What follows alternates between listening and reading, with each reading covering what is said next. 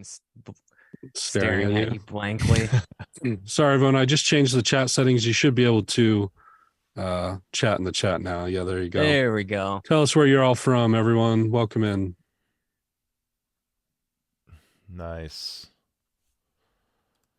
Denver, Atlanta, England, Los Angeles, Toronto, Italy, Germany, Los Angeles, Texas, Denver, Little Rock. Holy, Going fast.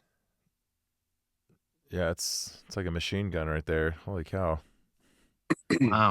It doesn't look like it's going fast to people though, because everyone's settings are still on hosts and panelists, so they're still only sending that to us. Oh yeah. Oh, yeah. If you want everyone to be able to see what you're typing, just go into your chat settings there, switch it to everyone, and then everyone can see what you're posting.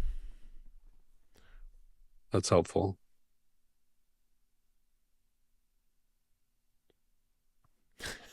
There we go.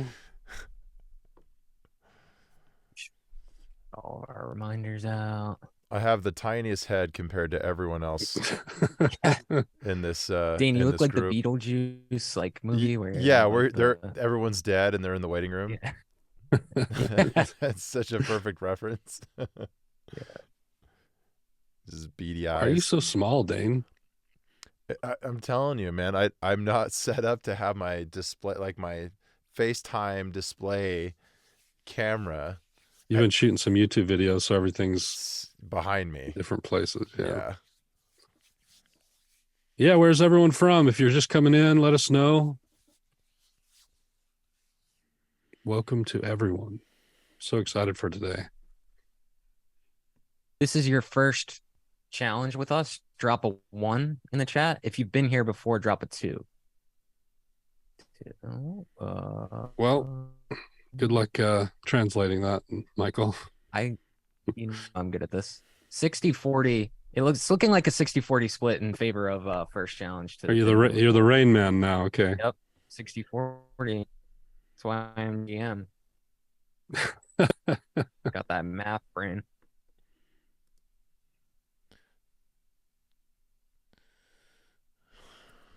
Just hang on, guys, for a few more minutes. We're just going to let everyone trickle in. There's still a lot of people dropping in, so we don't want to start before everyone's here, but just a few more minutes and we'll get going.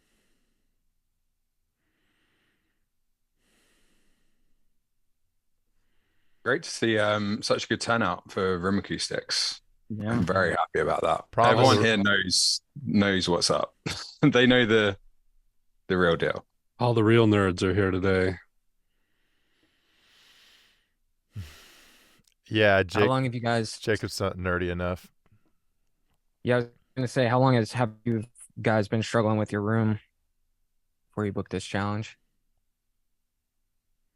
Forever. Can't hear you. My room's I just realized as well, I'm just nonchalantly waving around a Sonarworks mic. It's now, it lives on my desk, so it's now become the thing I just like fiddle with when I'm on calls and stuff. And I just Is that product placement, Rob? Is it going to autofocus? No. There you go. Some blurry product placement. Nice. I don't know if I'm struggling or not. That's why I'm here. Awesome. That's a great mindset to come in with. Have treatment, not sure it's correct. In a box, can it ever be right? Yes, we can help you get there. Oh, I'm here to learn for the dissertation master final exam. This was like, room acoustics was a really big part of my degree as well. So that's interesting. First time we probably had that, actually. We don't normally have people studying mixing and mastering dissertations. But I guess acoustics is probably more common. Yeah, I wonder how it will align with the textbooks, because it's a fast changing.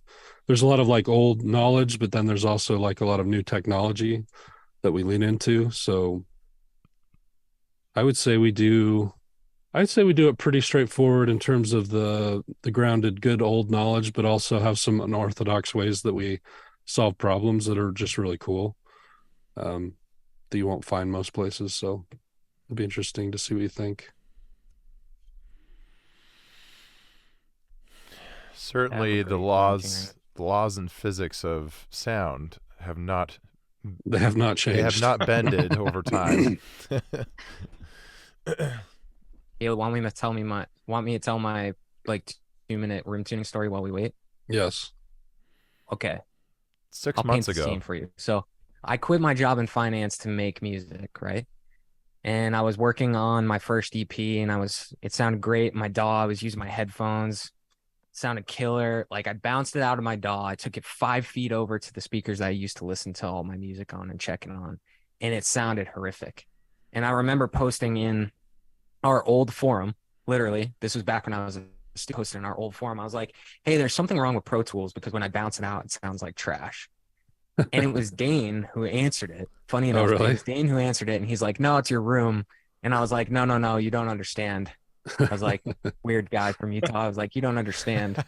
It's not my room. There's like something that happened because it sounds terrible when I bounce it out and listen to it in the car or wherever. And Dane was like, no, it's your room. and finally, what happened was I got SonarWorks for the headphones. And that was the thing that was like the first light bulb where I was like, did not realize how much your room impacted the way that you mix and master your music. And ever since then, I've been like the biggest proponent of you need to understand that your room has to be optimized as much as possible before you even start. Otherwise, everything that you're doing from that point on is just, you're like the hamster on the wheel. It's not going to get you any closer. So it may be a little bit dry. It may be a little bit boring. You may want to jump right into the creative part. You may want to just make your EP and be done with it. But I promise you, if you stick around and you take notes from these folks and you do what they say, even if it's small adjustments at first, it's going to make a life-changing difference on the tracks that you're producing. Just take my word from it. I will save you a lot of time. And this is as someone who struggled with it myself. I just want to prevent you from having to go through that. So, drink the extra cup of coffee, get the notepad out because it'll be worth it. I quit my job in music production to get a finance job. Sucker. Yeah, I didn't do it for the money. Yeah, If you wrong, like money, wrong don't industry. quit your job. Wrong industry if you're like switching. Yeah. for money. Yeah. All right. Maybe one more minute and we'll jump in. Yep. Someone was asking about headphones. Headphones are also inaccurate in different ways. So every pair of headphones has a different coloration, a different frequency response. And that's something we can talk about today as well. But yeah, it's not just because you're on headphones doesn't make it accurate for sure. And there's also other tricks headphones play on your ears that can cause problems in your mixes and masters. So it's okay to reference with headphones. I think eventually it's best to get a room that can give you like a really realistic sound stage for you to work off of. Yeah, and two housekeeping items I just want to address before we kick it off. One, I'll be sending out the recording of the event later today. So if you can stay on live, it's gonna be great because we're gonna have Q&A. But I will be sending out a recording later on. So keep an eye on your email for that. And then number 2 is an overall sort of like mindset thing, which is you're not going to walk away from this challenge, obviously, with a studio caliber room immediately. The goal of this is to understand where your problems are coming from and to also make small improvements over time. So it doesn't mean we're going to wave a magic wand and everything will be fixed immediately, but we can take small steps over time. So even if it's small corrections today and then small corrections tomorrow, and that compounds over time. So again, like just stick around, take notes, and it'll be worth it. But that's right. Caleb will go into that a lot more. Should just have you do the webinar. That's as far as my knowledge You're goes. crushing it, man. That's where my knowledge ends. So thank you. I'll bow out and I'll turn it over to Caleb. All right. Well, let's get started then.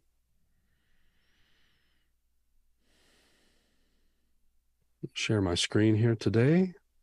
Gonna jump in. All right. It is a 1-day fix your room challenge. So we've done all sorts of challenges. If you've heard of us before or been with us before, we've done a lot of mixing challenges where we go through entire mixes and break them down and help you fix your mix. We've fixed masters. We've fixed your vocal production. We've done that, a webinar with that. What else have we done? Am I missing any? We did a production challenge. So we did a song from scratch. So Fix Your Production Challenge. We've never done this one before, though, so it's a Fix Your Room Challenge. Couldn't be more important, though. This is the stuff that will make or break your career in a lot of ways, and we can go into that as we go forward. But yeah, this is very important stuff. It's not always the most fun to have to dive into. It's not always the most convenient, like Michael's saying, but it's the most important thing you could probably do for yourself. So I would definitely grab a notepad, be ready, that extra cup of coffee. I definitely want to dive in today and just stick with it. If you have to leave, though, like Michael said, we are going to have a recording of this. You're going to reference back to this over and over as you kind of chip away at all the stuff we're going to talk about today. So glad to have you all with us. In terms of introductions, got a full house today. My name's Caleb Lovelace. I'm the Director of Education for Mastering.com and a mentor for the students that we have in our program. We're an online education program for producers and engineers. And we also have Michael Gilbride down at the bottom there. He's the general manager of Mastering.com. Again, quit finance to do music, and he's a big reason why you're all here today. He's behind the scenes making all this stuff kind of work and getting the great partners like what we have today that I'll talk about to come in and do these webinars for free for y'all.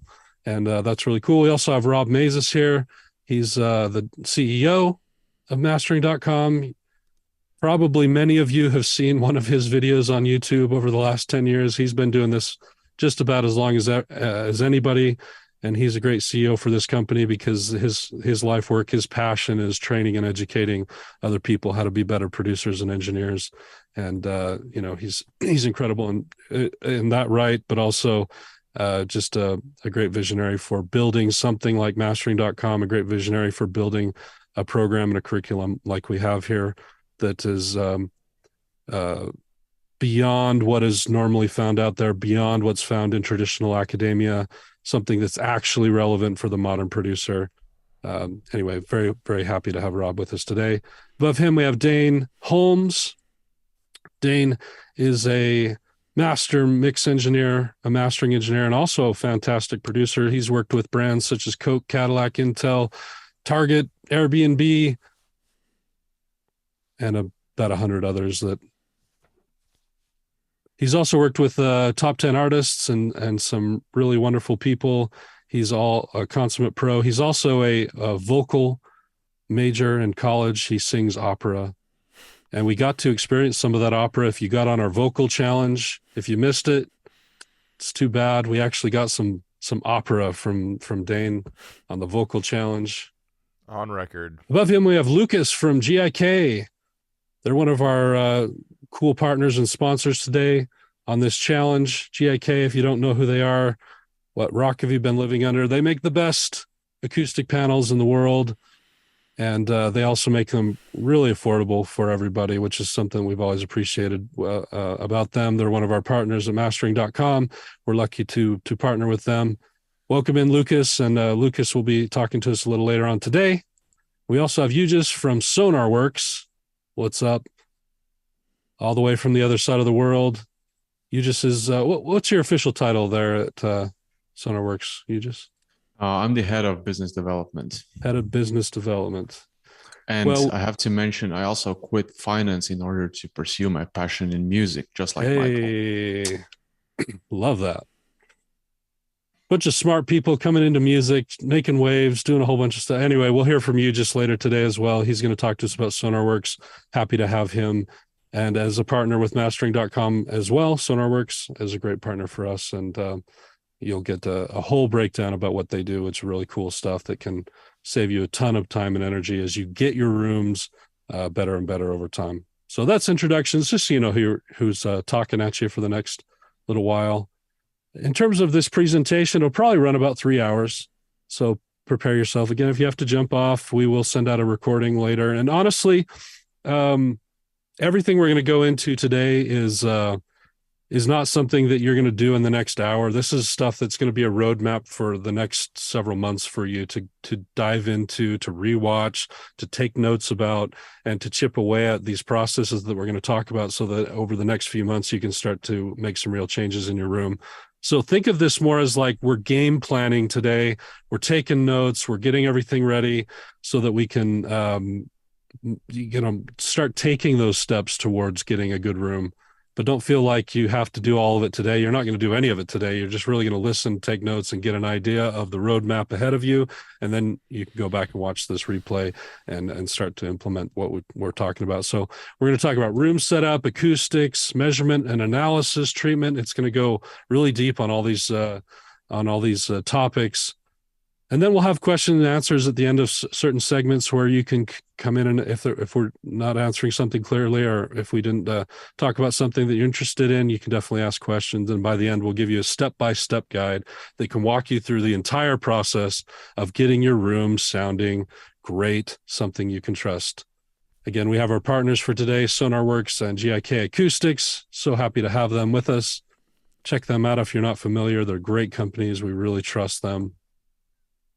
What are some challenges for an event like this? And I think we've already been talking about it a little bit. It's limited time. We're only doing this for the next 3 hours. So we really have to focus on what's going to move the needle the most. What we're going to have to cut through all the fluff. There's so much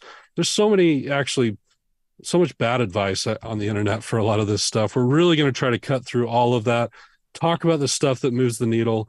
All of us who are here have helped literally thousands of people do their rooms. And so we're just bringing our collective kind of experience together to do that, to cut through the noise and just talk about the stuff that really works for people.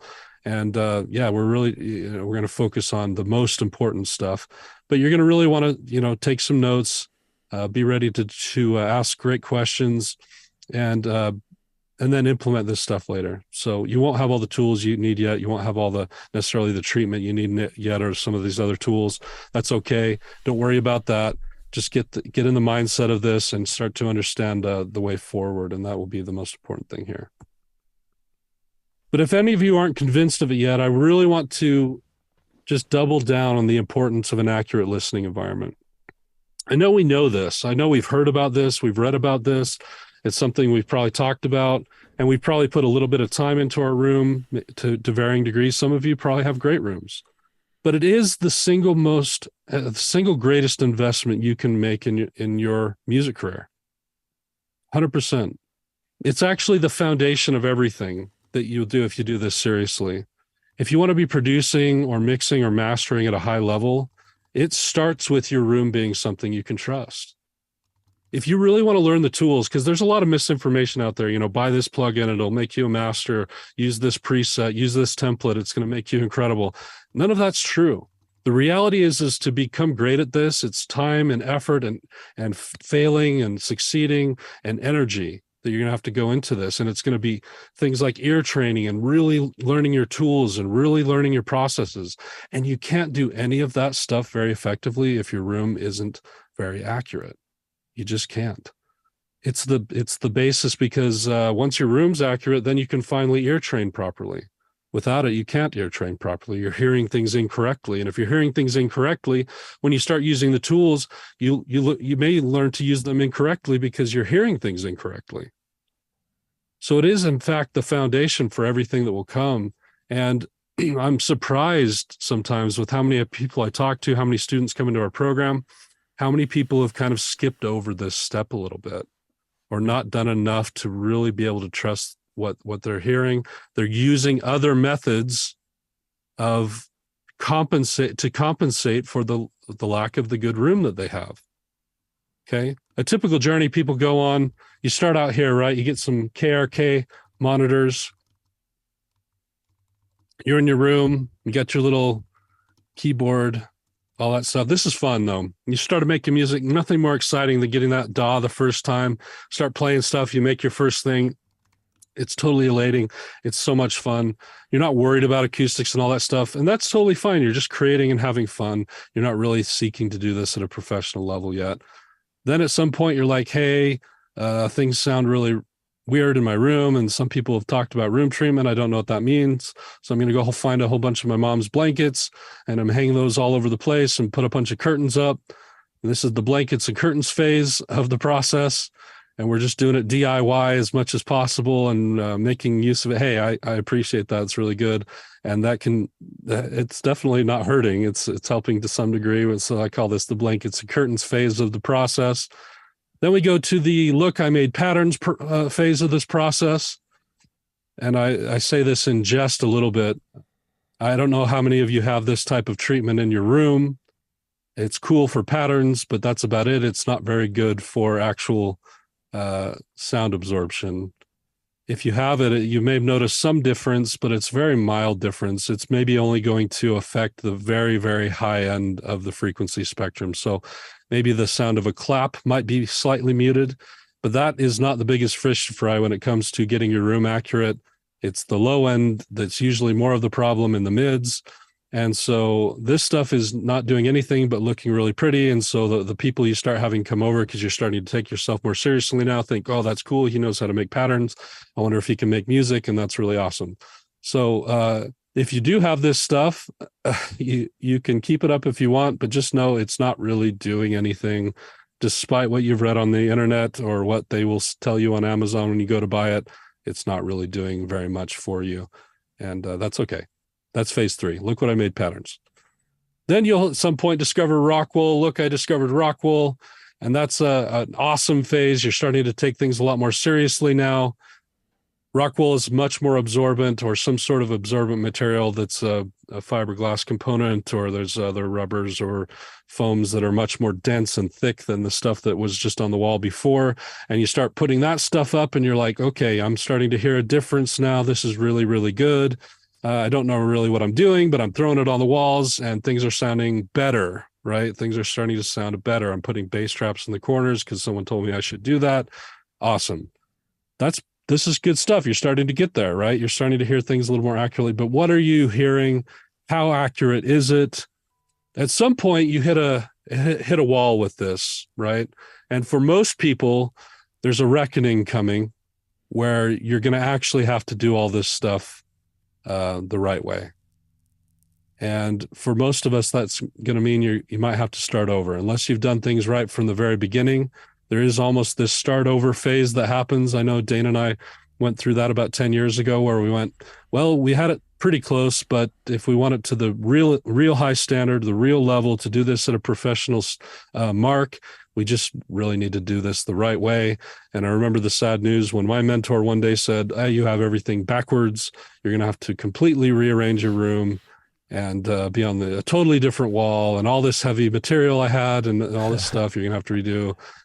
We both. And you take a deep breath and you feel sad for a second. That was both of us, and you Caleb. gird up your loins and you move forward. What's that, Dane? That was both of us. Caleb and I were there to cry on each other's shoulders. Yeah. Having to it's rough. flip everything upside down. For those of you who are earlier in the process, unless you've done it really well, and there's some of you here who have probably done an awesome job, you've done your research well, awesome. You may not need to start over. Hats off to you. You're a better man than I am, or woman than I am. But for some of you, it's going to mean starting over. For some of you who are earlier in the process, that's not necessarily a bad thing, because what we can teach you today is how to do it right the first time. And you're going to save yourself a ton of time and a ton of money and a ton of tears. And that'll be a lot of fun. So that's what it's all about today, is a roadmap from the very beginning to the end of how to do this the right way in every phase of the game. What's up, Michael? Can we just ask the group, what phase are you in? If you could go back through them, Caleb, and then let us know what phase are you in. Because if you're in phase 1, the goal is to skip all of the useless phases that you won't have to skip. So even if you're at phase 1, don't let that be discouraging to you. Let that be encouraging that this is going to get you to not have to go through all those iterations like everybody else here. So it seems like a lot of folks are it seems like a pretty even distribution. Well, all over the place. I would imagine. At a 6. 6. All right. Hey, I'll put them on as a panelist. But put them on. They can help teach this stuff. Cool. Yeah. So even if you're on phase 1, this is exactly for you. So you can skip that. Well, if you're on phase 1, please listen and please take this seriously and do a couple extra shifts at work if you need to do this the right way. You'll thank yourself so much later, and it will propel you. It will put rocket fuel in your efforts to become good at this over time. There's still a lot of learning for you to do. There's so much to learn. What a shame to do years of learning and then have to go back and relearn because you weren't actually hearing things correctly and you weren't actually tuning your ears to be an expert or a pro at this stuff. So I can't say it enough. It's very, very important. The amateur process. So the people who are not in phase 5 yet, here's the amateur process. And, it's kind of fun too. But if this resonates with you, it means you're probably there. And the amateur process is something like, I got to move this little Zoom thing. It's in my way. So you do something in the room and you're like, oh, that sounds pretty great in here. I think this sounds great. So you go out to the car and you're like, oh, wait, that doesn't quite sound the same.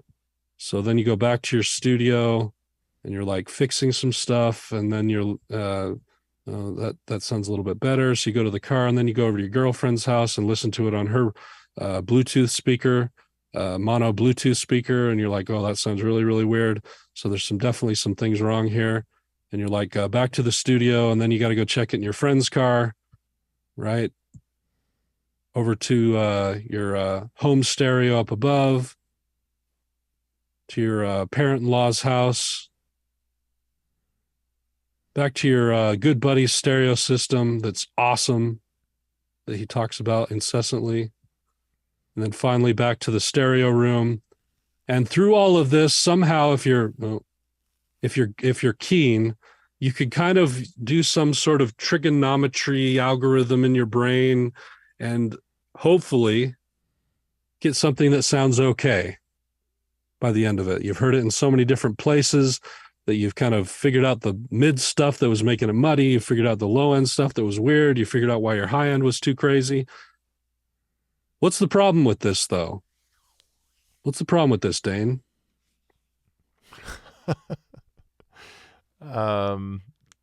Yeah, it's just time.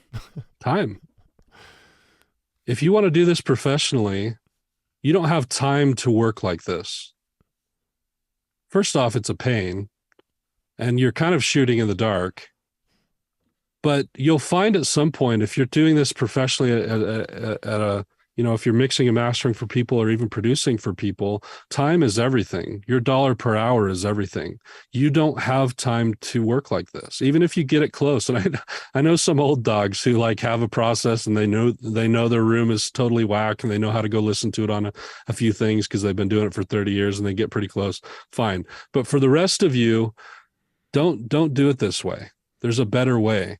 And the better way is to get just one set of speakers that you know how to really trust, that you know are accurate, and you know that when you take that mix or master you're doing or that production you're doing and you take it to the car, you take it to the girlfriend's house or wherever else you're going, it just sounds good. It sounds good in every spot before you have to go check it out there. You don't test it there. You just listen to it there and enjoy it because you know that it's going to sound good. I remember the first time that happened to me where I did this whole process. And I'd always been the guy going to the car and doing all these different things. I remember the first time where I did a mix, I went to the car and it sounded right. It just sounded pretty much the same. And it'll sound a little bit different everywhere you go, but it'll just sound good. That's the professional process that we're moving towards with a challenge like this. And something you must do if you want to do this professionally. You just don't have time not to. That's just the reality of things. I remember that moment too. That's a powerful moment when you first get it to translate to the car. Yep. It's huge. That's a really good feeling. You feel like, oh, I'm not guessing anymore. I finally have just like some sort of control or some sort of like power over the music that I'm making. So where do we start? All right. Ready to begin the journey? One's in chat if you're ready to begin the journey of how do we do all of this stuff? Well, a myth is that a good room is mostly about treatment. No offense, GIK.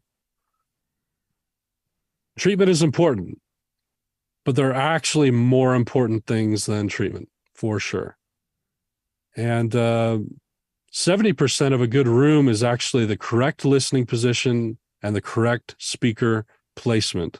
If you don't have those things, there may be no amount of treatment that can solve the problems that you might create for yourself. That's the point. Or when it comes to SonarWorks, no amount of calibration that can really help you get to where you need to be to have an accurate environment. So a lot of people skip over this. They just kind of put their desk where it's convenient. They put, whatever, and that's your choice. I don't want to make y'all build an addendum onto your homes, but it might be worth looking into finding a good spot for your setup. And so we'll go into what that means. And I want to really stand on this one principle, which is treatment and room correction won't entirely fix major problems in your room. It cannot fix them. It can make them less severe. And so the problems we solve before we do any room correction or any treatment is golden, because then if we have only minor problems left, those can be fixed or essentially made less severe to the point where they're not problems. Okay, but they won't fix major problems. So let's start up and talk about what that means. What is a good listening position in your room? We have all sorts of different shapes and sizes of rooms. There's probably 1,000 more that could be on this screen right now. Technically, the ideal room is rectangular. Well, that's almost true. The ideal room is what's called the golden ratio, which is a width that's 1/6 times the height and a length that's 2.6 times the height.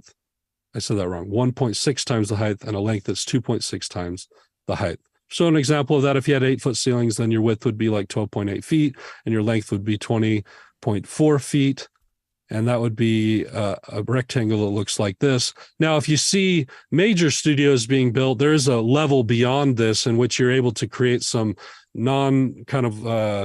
parallel wall. You have parallels, but you also have, after the first reflection points, non-parallel walls. So it's naturally diffusing. That's what we have kind of the shape over on the right-hand side.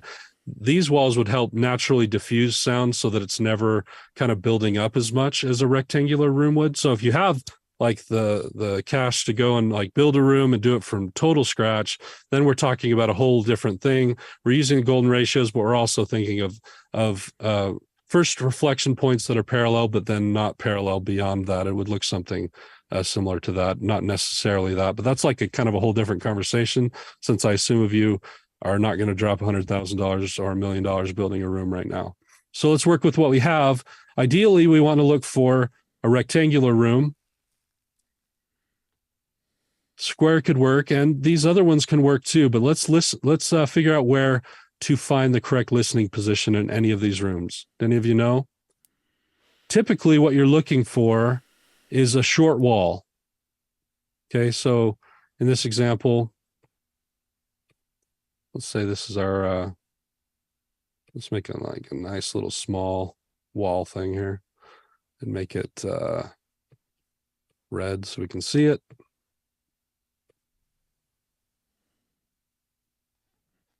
Let's pretend this is our listening position.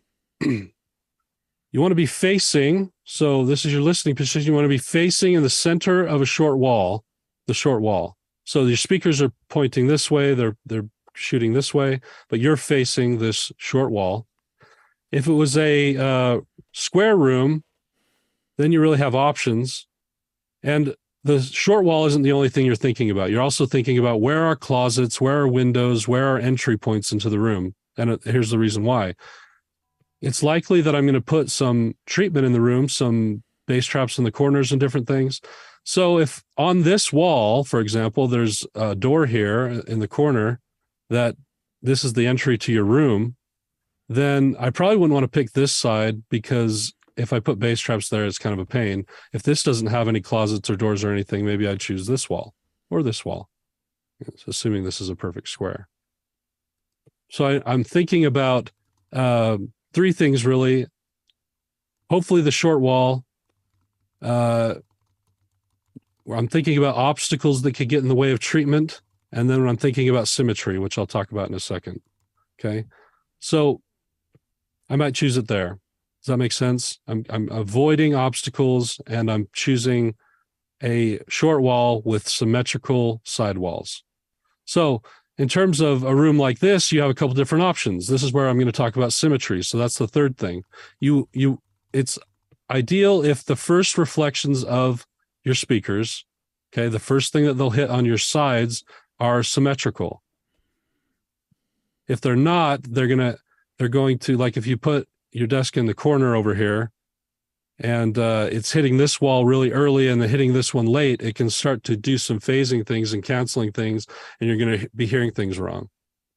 And so you want to be on the center wall with symmetry on both sides. In a room like this, I think there's a couple things you could do. You could do it here and treat this room as if this doesn't exist over here.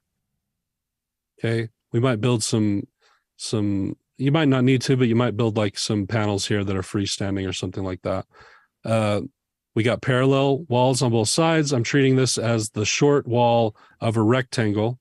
Or if this space down here was big enough, you could probably do it here too. Assuming this isn't like a hallway, but it's actually like maybe 10 feet wide or something.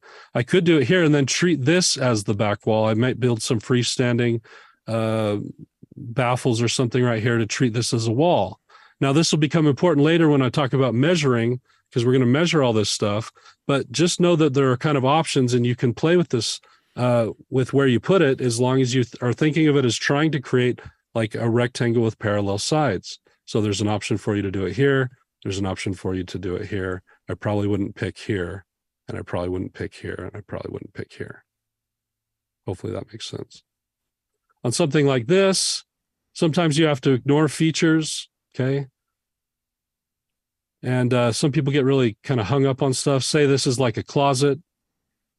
Say this is just a nook, and this is like a hallway leading out of the room. I'm going to think of this as the easiest rectangle, which is not accounting for this, not accounting for this, and not accounting for this. I'm going to treat this as my room as a rectangle. I could, hopefully if this is a closet, maybe you could put some lightweight base traps that are movable if you ever need to get into the closet or something like that. Actually, I have to do that in my room. I'm not going to worry about this, and I'm not going to worry about this in terms of measurements later. So I might choose this wall. This is the shortest wall that has, again, parallel surfaces on either side. If I put it here, then I don't have parallel anymore, right? I have weird stuff going on. If I do it here, same thing here. That's not going to work, right? So I'm picking the spot that's the best I can do, right? And these will throw off your calculations a little bit, but I'll talk about why that doesn't really matter. Triangle room. I actually had a client, a student that had a triangle room. This was a pain in the butt. I didn't know what to do here other than pretty much face the wall that would give you the most symmetry on both sides. So I had her on this wall. We figured it out. There's some things you can do to make this more rectangular, to cut out some of the sides, to maybe build some base traps in the corners. That one's going to be a tricky one. And then if you had something big like this guy with multiple sides, you might think, oh, there's lots of options. I could put it here. Not really. It's not the same as this one. This is more open. These are just kind of nooks, and kind of the walls are not parallel.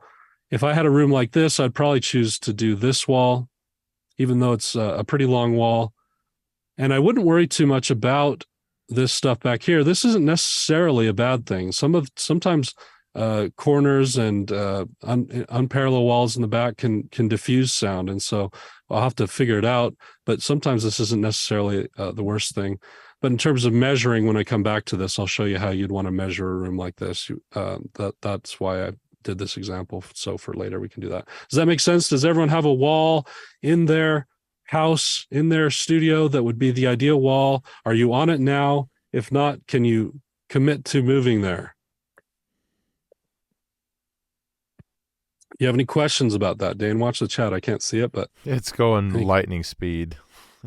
Any questions about this at all? Very important. Yeah, it's like really hard to incline.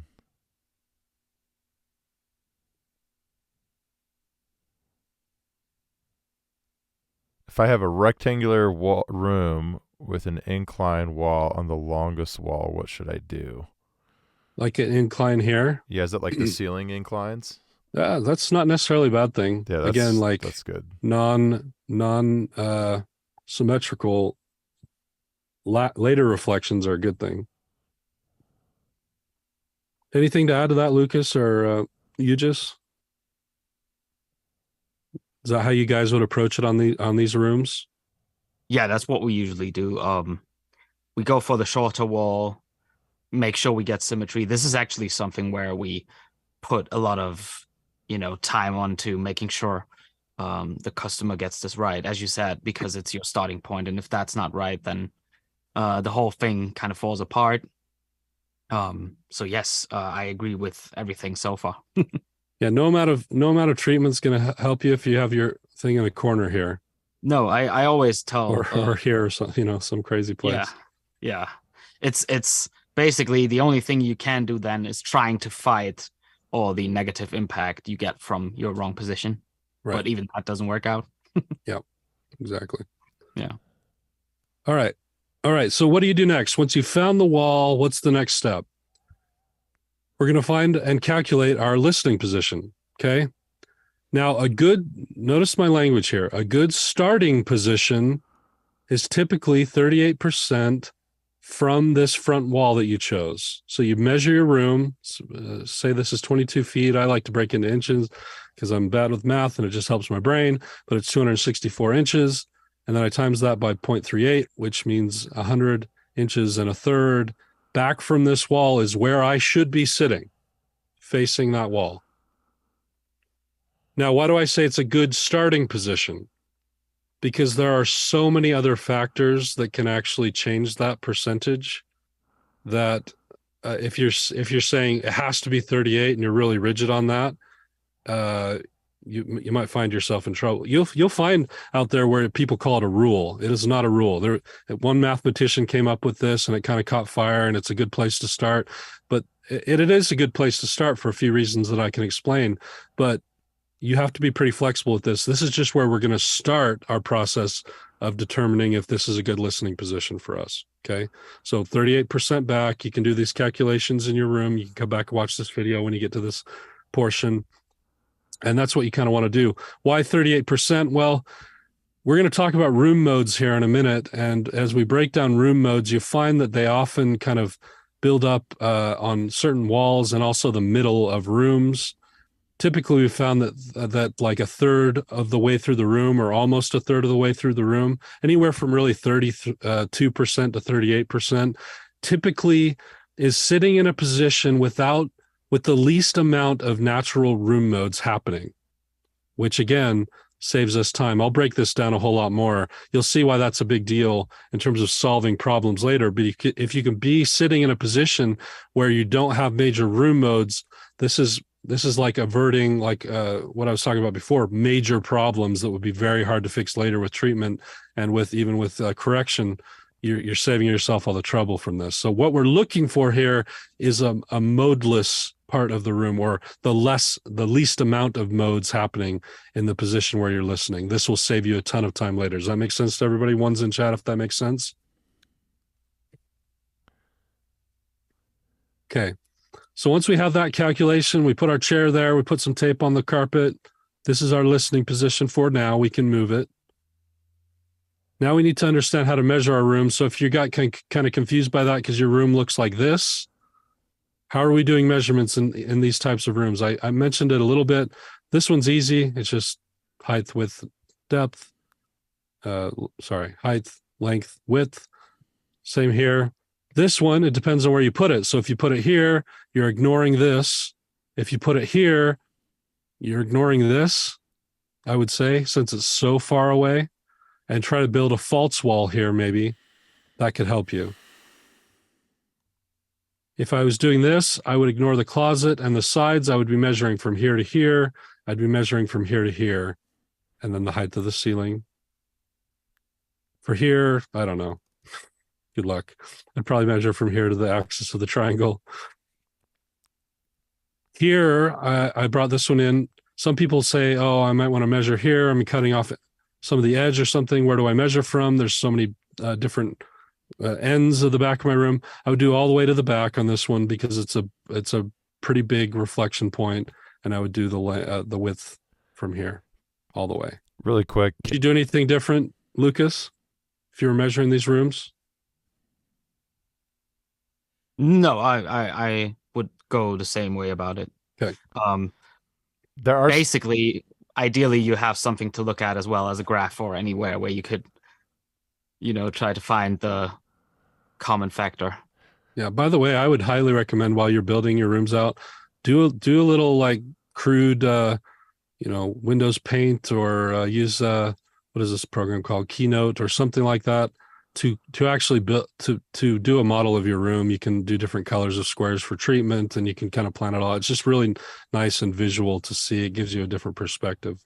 I would recommend doing that. It's been some questions really quick about windows, and people are just wondering, like, a window on the short wall, and my answer to that would be, don't worry about it, because don't worry about it. Good question. The problem frequencies, which are lower, when we're dealing with room modes, you need to understand that these are lower frequencies, and lower frequencies will travel right through a window. They'll just go right through it. Go through glass. So, and sometimes that's actually been a benefit to a room. Typically, if you're facing out a window, that's nice. You get a view, and then you'll get neurotic later and cover it up with panels and miss the view that you once had. So that's my story. AKA me. Yeah. Don't worry too much about windows. We can put treatment over them, or they may not be problems. So some people get hung up on doors and windows and things.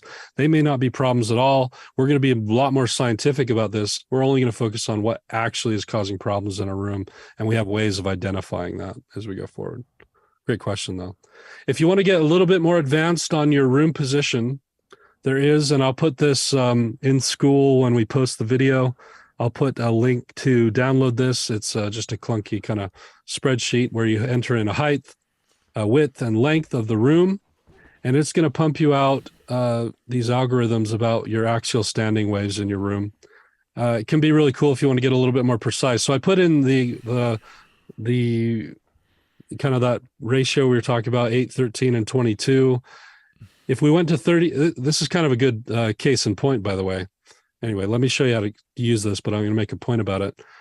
The only one when you pump these numbers in, so if you're looking at this and it looks like a foreign language, what we're really looking for here is the parts of this graph where, starting at 0, the parts where these lines are the closest to each other. So these are all your modes.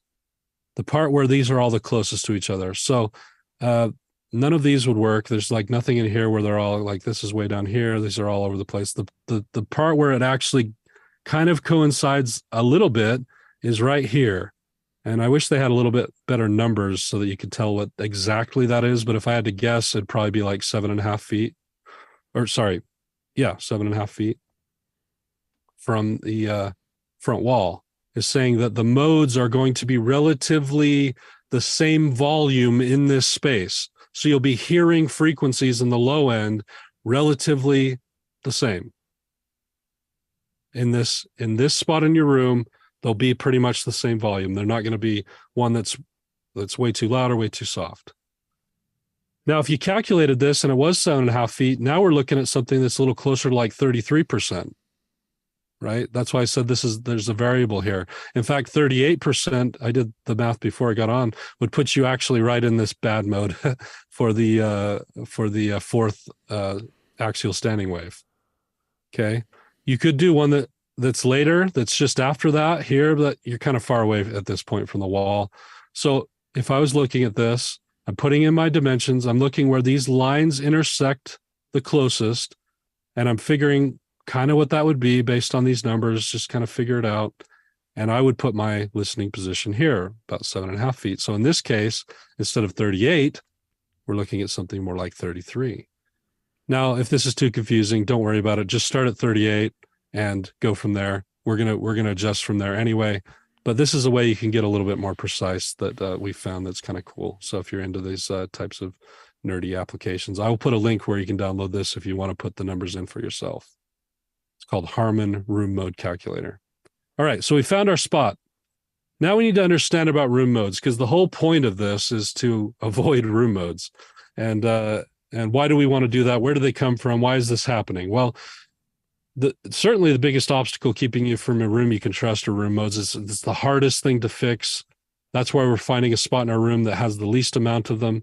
To understand a little bit more about why they exist, they're really, there's lots of different waves coming out of your speakers. The thick lines here represent, I would say, more of your mids and your highs. When they come out of your speaker, they pretty much come out the front of it. They go pretty much to the sides. It's like 180 degrees. They come out of your speaker that way, depending, and it varies as the frequency range goes higher and higher. The more, the brighter the sound, or the higher the frequency, the more it's coming out directly. The lower down it gets, it starts to go to the sides more. But bass frequencies, when you get down into the 40, 60, 80, 100 hertz stuff, those waves are so big, some of them over 100 feet long for them to fully realize the wave. They're so big that they're actually almost coming out of your speaker in 360 at the same time, which is crazy to think about. How does that even work? Well, don't worry about it. It's just what's happening. Okay. So the bass frequencies are coming out of your speakers and they wrap around your speaker and instantly hit your back wall, or the wall that's their back wall, which is your front wall, instantly hits the sides and it hits the back. And all of those different reflections cause major problems with stuff that's just shooting out the front. It's hitting and causing some problems, and they will build up sometimes. But waves that are hitting that many surfaces all at once and shooting out into the room, what happens is those waves collide with each other, and one of two things happen. If the trough of the wave and the peak of the wave line up, it amplifies the sound. If the trough of the wave and the peak of the wave don't line up, it cancels itself out, and so it'll actually attenuate the sound. That's what modes are. So modes can be both amplifications of sound, amplification of generally bass frequencies, or attenuations to where you're not hearing them, which is it's just crazy. This is what's going on in your room. So those bass frequencies just become really hard because they're hitting off so many different surfaces all at the same time, and the waves are so huge that it just is really hard to deal with. In fact, let's look at some of the ways that they almost come out and create modes in patterns, because rooms kind of have some geometry to them. So especially if you're in a rectangle room, you can kind of predict where these are going to be based, and that's what they're doing with these algorithms. They can kind of predict where the bass notes will be at different frequencies. The green, I believe, on this is an attenuation. So this will be, you won't hear it very much here. In the back of the room, the red, I believe, would be an amplification. So back here it would be really loud. Right here it would be really soft. It's not always front to back, though. Sometimes it's side to side. So on this side of the room, it's really loud. On this side of the room, it's really soft. As the waves get shorter, you see that they repeat themselves more. So this is like a 20 hertz wave. It's only going to happen twice. But now we get up to 52. We're on the second axial wave. Now we have 3 of them. So it's going from loud to soft to loud. That'll happen again around 104, because they're harmonics of each other. So 26, 52, it's the same one. 104, it's the same one. Now it's happening 5 times. Okay. These side ones will do the same thing. So as they get higher and higher, they actually have, they're actually easier to deal with in some ways, but they happen more often. These is what it looks like. So if you could see sound waves and they looked like holiday candies, that's what it would look like in your room. I want you to experience all this. So let's do a standing wave demo, actually. Okay. Hopefully you have your speakers out. I'm gonna play this. Okay. This first thing I'm gonna play, it's gonna start at 20 hertz and it's gonna go up. I'll probably shut it off at around 1K or something, because at that point it doesn't matter as much. Now, if you have your speakers on, I want you to listen for when things suddenly sound louder and for when things sort of die out. You're hearing the modes that you're sitting in. You're hearing that actually happen in real time. So watch this. Everyone listen. If you're on headphones, you'll hear some of this too, by the way. Your screen is frozen really quick, Caleb. I don't know if mine? Yeah, the actual like demo screen. Like when you tried to sorry. Yeah. I got it. Do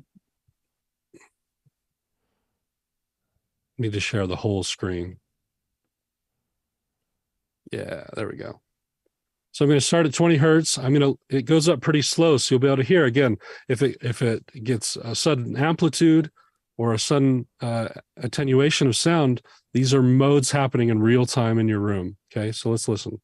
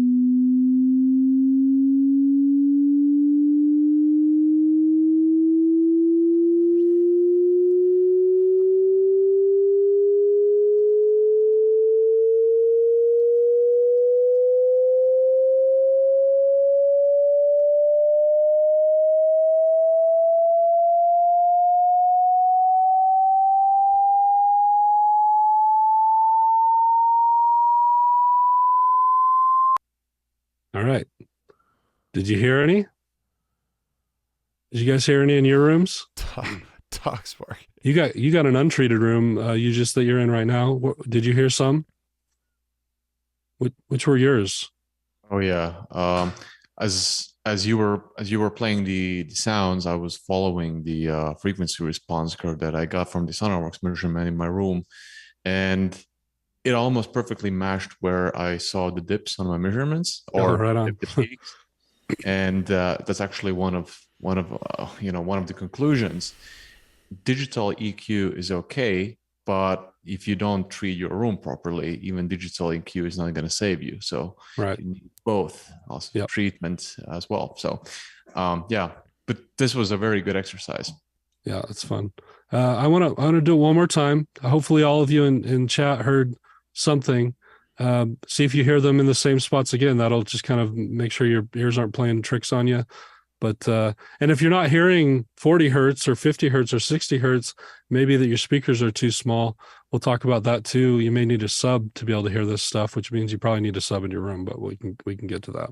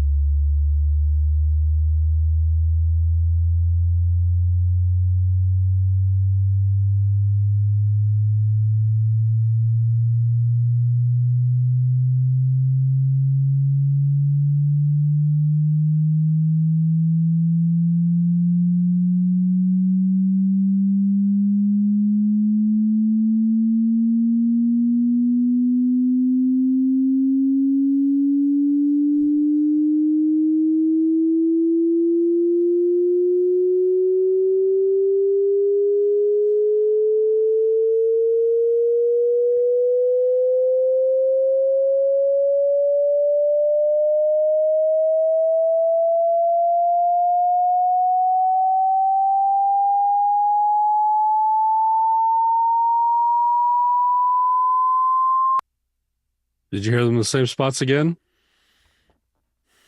These headphones have a hype at like 500. That's weird, and an attenuation at like 120. Both times you could hear them exactly that. These are pretty good actually, though, pretty even. But yeah, still some problems I couldn't trust. If I was mixing, I would mix those wrong. I would add in too much 120 and not enough 700, or 500 or whatever I said. Did y'all hear that? One's in chat if that was interesting.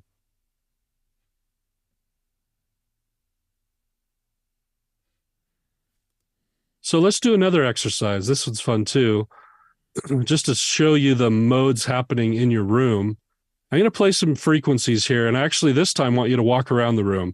And what you're going to notice is that some parts of your room, corners, the middle of your room, the back of your room, the front of your room, you're going to hear yourself walk into where it's really loud, and then parts where you walk into that's very soft, and back into loudness. It could be side to side. Check it out.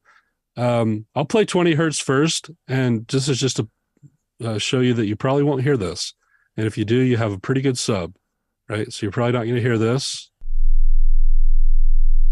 You'll hear a broken speaker on your headphones if you have one. I hear nothing. Okay, so let's go up to 40 hertz. You should be able to have speakers. I don't care if you get down to 20 hertz because that's not really useful unless you're doing cinematic stuff.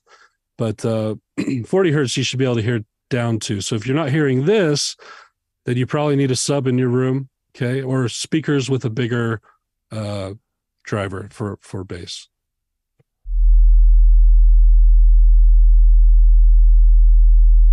So walk around your room with this playing and see where those modes are happening and where they're not, and see how it compares to your listening position.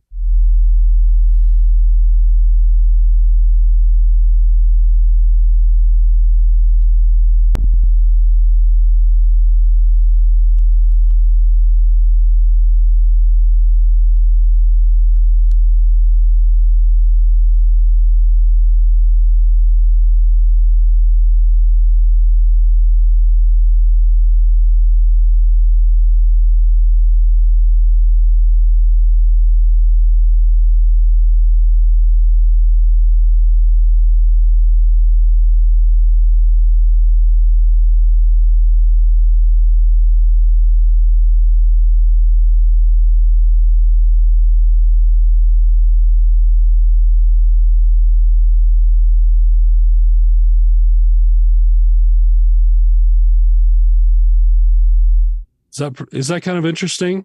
Did you walk through walls of sound and then areas where it sounded like you couldn't almost hear it at all? It's interesting, right? Let's try 80 hertz. This is a problem frequency a lot of times. A lot of people have modes in this range a lot, so you'll hear this one. Walk around, play with the sound, see where you hear it at.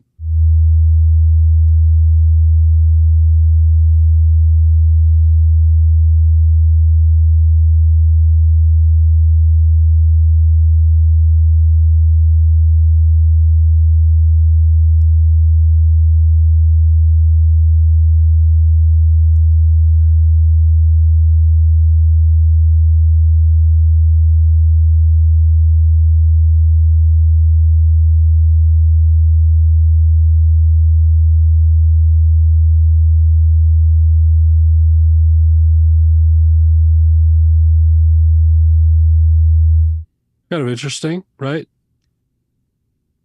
Did you hear different walls of sound? Let's do one more at 120. That's another hard one for rooms, especially rectangular rooms. Almost everyone has problems at 120 hertz.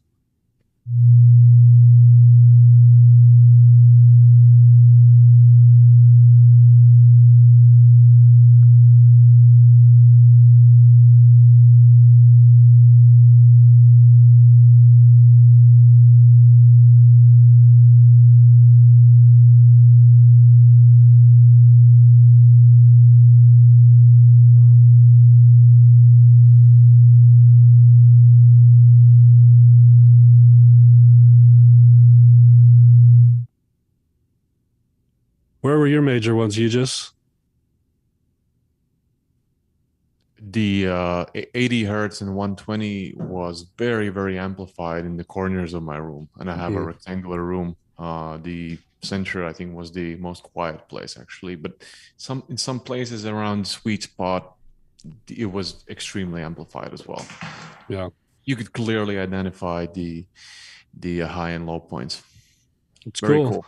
It's happening in every room, everywhere. You can't hardly help it unless you have just gobs and gobs of treatment. Very expensive. What really matters, though, is what's happening in your listening position, though. So that's what matters most. As we go forward, we'll explain a little bit more about this. We're going to go into how to understand these better, how to treat them. We're going to go into all of that, but this is just kind of fun to explore and see what's going to going on there. Again, these are going to be happening in your room. It doesn't matter necessarily so much if they're happening as if they're happening in your listening position, right? So if they're happening on your walls and in the middle of the room, fine. Just don't sit there. Maybe your buddies who come over to hang out won't hear it correctly, but what matters is if you can hear it correctly in your listening position. That's why calculating your listening position is so important, to get yourself out of as many of those modes as possible. It won't be perfect. You're just getting as close as you can to solve as many problems as you can before we start talking about treatment or room correction. Make sense to everybody? One's in chat. Was that fun? I geek about this stuff, so you can call me a nerd. All right, so then what do we do? Next step, we got our listening position. Now we need speaker placement. And really, this is pretty simple. You want to start by creating an equilateral triangle between yourself and the speakers that should be equidistant on every side of the triangle. And you kind of want your triangle to be, not too wide or too close together, right? It'll usually be around, if you have kind of a normal desk and everything, somewhere between like 3 and 5 feet or something like that, maybe 6 feet in terms of the distance between everything. But this is very simple, just straightforward. The next step, once you find that spot that's really good, and a way you can know if you're kind of in a good spot is to play some of these tones, or that especially that one that goes up and down in that spot. And if you're not hearing a ton of fluctuation, you're probably in a good situation. But we can adjust from there later. You will move your speakers and you'll move your listening position probably a couple of times in micro movements. If I know room correction, it's probably going to happen. So, but start here, right? We have to start somewhere. Equidistant, equilateral triangles. And just so you know a little bit about, there's a lot of misconception about speaker boundary interference response out there. I've even read a lot of things where it says you need your speakers 4 feet away from any surface. They don't understand speaker boundary interference response at all. What happens, and we talked about this, when the bass comes out of the speaker, it's wrapping around, right, and it's hitting those walls. The further the speaker is away from hard surfaces, the lower the interference happens. And what happens is those early reflections reflect back at the speaker and start messing with the membrane of the cone, and actually doing like what was happening in our whole room. It does that with the cone of the speaker. And so there's amplifications and attenuations that happen with the membrane of your speaker. So if you're really far away from hard surfaces, it actually allows for low frequencies to be causing more problems. Closeness to a wall isn't necessarily a bad thing. The closer to the wall you get, the higher up in frequency those problem resonances are happening, and higher frequencies are easier to fix. And so it's not a bad thing if your speakers are pretty close. What's too close? You don't want them right up against the wall. Typically, the rule of thumb is you want them no closer than the size of your speaker or port. So if you have a 6-inch speaker, you'd kind of want them to have enough air gap to fully realize the sound. If you had a 2-inch port, that you could have them pretty close. That's kind of the rule of thumb. So we don't need to, I actually don't think we need to get into this a ton. I don't think that this matters as much as other things. I want you to be aware of it. So if you hear about it, you know what it kind of is, but you don't need to worry about this too much. Mostly just set up your equilateral triangle and get the right listening position. This is far down the list of things that could be affecting your room, and we can cross that bridge when we come to it. So don't worry too much about speaker boundary interference, but just know that there's misconception that you need your speakers really far from hard surfaces. That's actually not true. Being closer to hard surfaces isn't necessarily a bad thing. Anything on that, Lucas or Aegis? Pretty straightforward. Is it not something to worry about too much, right?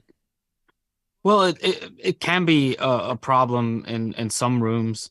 Um, it's usually something you can fix with a bit of tweaking and positioning, or at least you can mitigate the effects quite well if you take a few measurements, move speakers around a little bit, or bass trap behind a speaker, of course. Right. Yep, that helps a lot. So if it's pointing at a bass trap, you're mitigating some of that problem there too. Yes. Anyway, I do think don't worry about this too much for now. Especially if you're getting started, if you're more advanced, if you're one of the people who's further down, just know that this can be affecting things if you have too close or too far, and it's worth playing with some of those distances. That equilateral triangle, again, is mostly just a starting place, and there's some situations in which you break those rules. You just need to hear and use your ears to understand what it's doing. And as you kind of get more advanced to this stuff, you'll be able to do that more and more. So there's some of you who are just starting out who are probably feeling a little bit lost by now. That's totally fine. You're going to be able to go back and watch this video and go step by step through this stuff. So it's okay if you start feeling lost. Just take as many notes as you can. Some of you are more advanced and you're going, okay, let's pick up the pace. Let's get to the deeper stuff, and we will for sure. But this is supposed to be a guide to walk you through the process. So I would recommend once you're ready to do this, you go back to the video, you pause it on each section, do each part, and just kind of go through everything. All right. That's enough for now. We're going to do a short 5-minute break. Coming up, we're going to have a presentation about SonarWorks, and later, GIK will dissolve all the myths about acoustics and room treatment. They're going to drop some truth bombs. I'm also going to talk to you about how SonarWorks is a very useful analysis tool, which is not something that a lot of people use it for, but I'm going to show you how to use it to solve so many of your problems, to get a scientific vision of what's actually going on in your room and where to use treatment beyond the just kind of standard treatment that's going on to solve problems. It will save you a ton of time and money. So let's do a quick 5-minute break, and we'll be right back, and we'll hear from Aegis and SonarWorks. Thanks, y'all.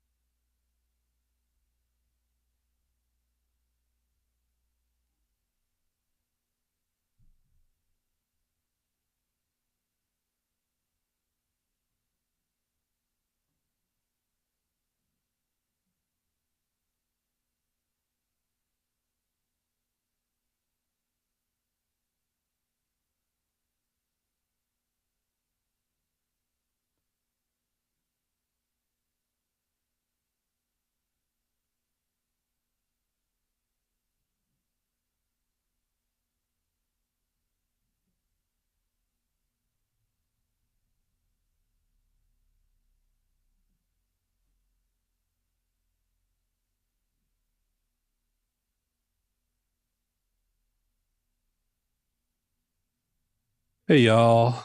Welcome back. How was your break?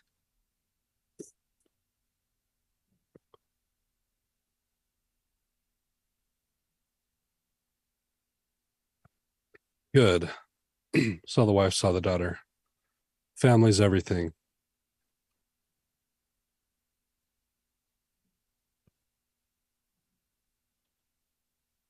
Wow, it's a quick guitar string change. The Harman room mode calculator. Yeah, you can ask some questions about that later if it wasn't clear. I'm happy to break that down. I know it looks kind of crazy, but it's actually not too hard to use. One thing I wanted to mention that I just didn't mention that's actually quite important. You also want to position your speakers at kind of where the mid driver and the high driver are. The right in between those is about ear level.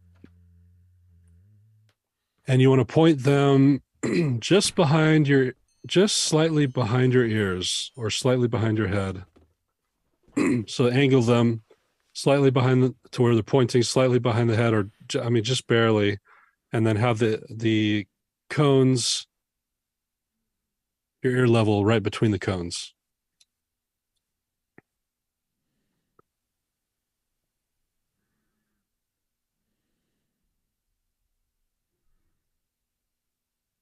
How's the sound where they're not modes? It's even. So it's accurate.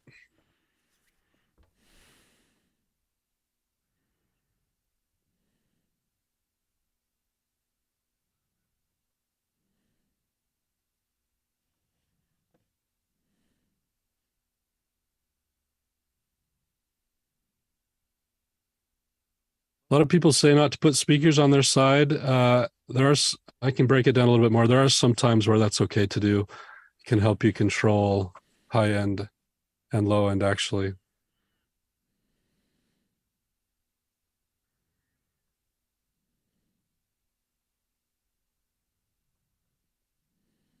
No problem, Lee. You can watch the replay.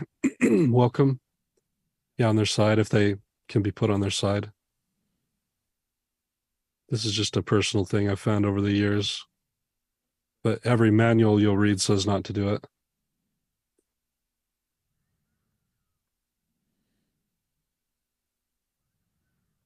Yeah, just make sure you're kind of in between all those, Tom.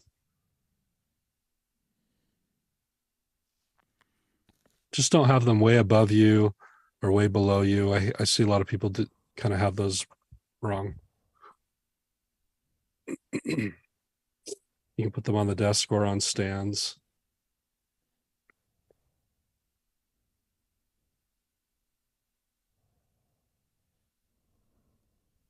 Yep. If you're just coming back, make sure you get your speakers at ear level right between your tweeter cone and your mid driver, and then have them pointing slightly behind your ears. That's correct. Kind of a correct triangulation. All right. Well, welcome back, y'all. I'm going to stop sharing, allow you to start sharing, and love to hear all about SonarWorks. This is really cool stuff. SonarWorks, when I finally found SonarWorks, it saved my whole life. It will save you so much money. It's just I really think before technologies like this came along, it would be pretty impossible to have a mastering grade room. But I think like in your home without spending like hundreds of thousands of dollars. But I think with products like this, you can actually get really close in your home, and it's just opened up a whole new kind of world for the at-home producer engineer.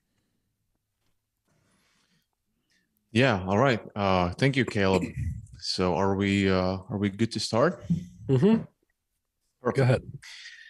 Yeah. So first of all, well, good morning, good day, good evening to everybody listening. My name is Udis. Don't even bother trying to pronounce that name correctly. It's a weird Latvian name. You can call me Udis, Ugis, whatever, if you want to say something. Before we begin, I would like to ask one question to the listener. So please type 1 in the chat box if you are using SonarWorks already. Just want to see how many people there are. And 2 if you're not.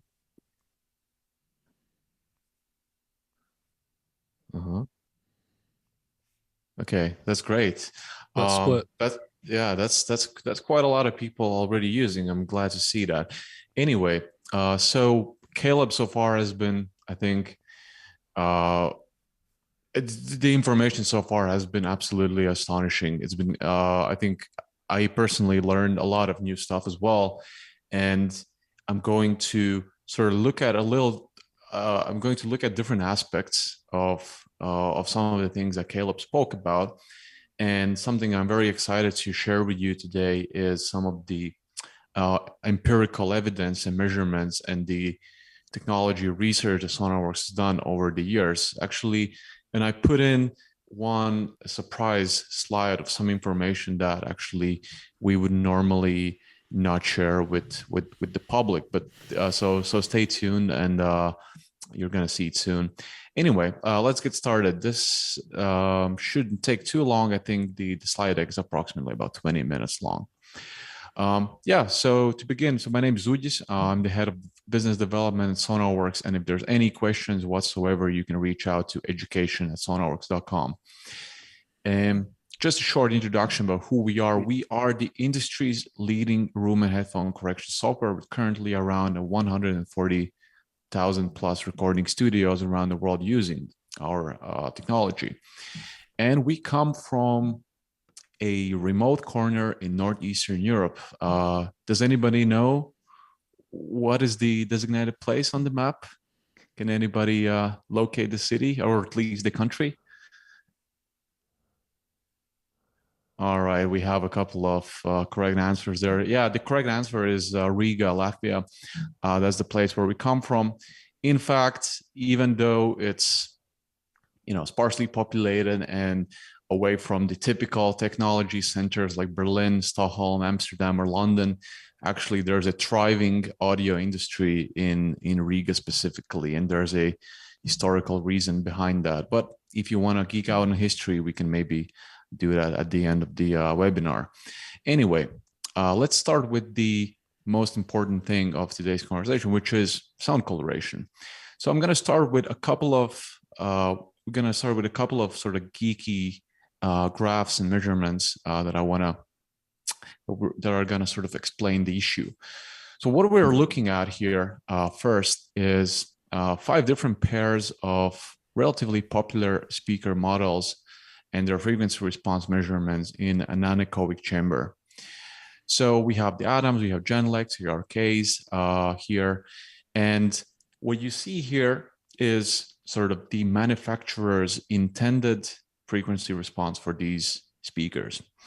So we can kind of conclude that the frequency response of these speakers is very close to the desired flat. It's not perfectly flat, but it's in the error margin of roughly plus minus 2 dB, apart from the very low end.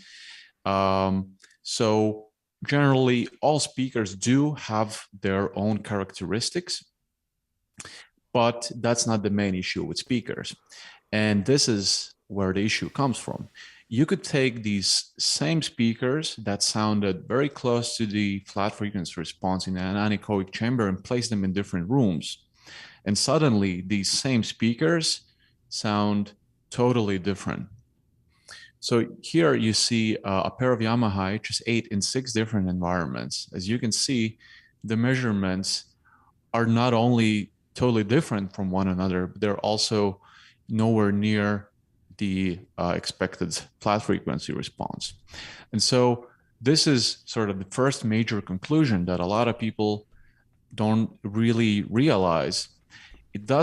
Sometimes it doesn't matter how good your speakers are if you're not addressing the elephant in the room, well, which is the room. You could buy the world's best speakers and they're still gonna sound bad, and you'll not be able to do proper critical listening on your monitors. And when we talk about headphones, Caleb already touched upon this, but we at SonarWorks have measured more than 1,000 different headphone models. I believe, well, I could confidently say that we are among the world's leading experts in headphones. And we can confidently say that there are no headphones that sound the same in the entire world. Even headphones from the same production line, from the same model, can sound different.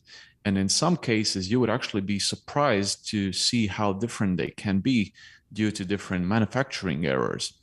Of course, some models are better, some are more consistent, but generally the conclusion is very simple. All headphones sound different. And one thing that also I would like you to remember is that there is no correlation between the price of headphones and their perceived flatness, so to say. So buying more expensive headphones doesn't necessarily get you flatter sounding headphones. There are more aspects to the sound of headphones, of course, than just frequency response.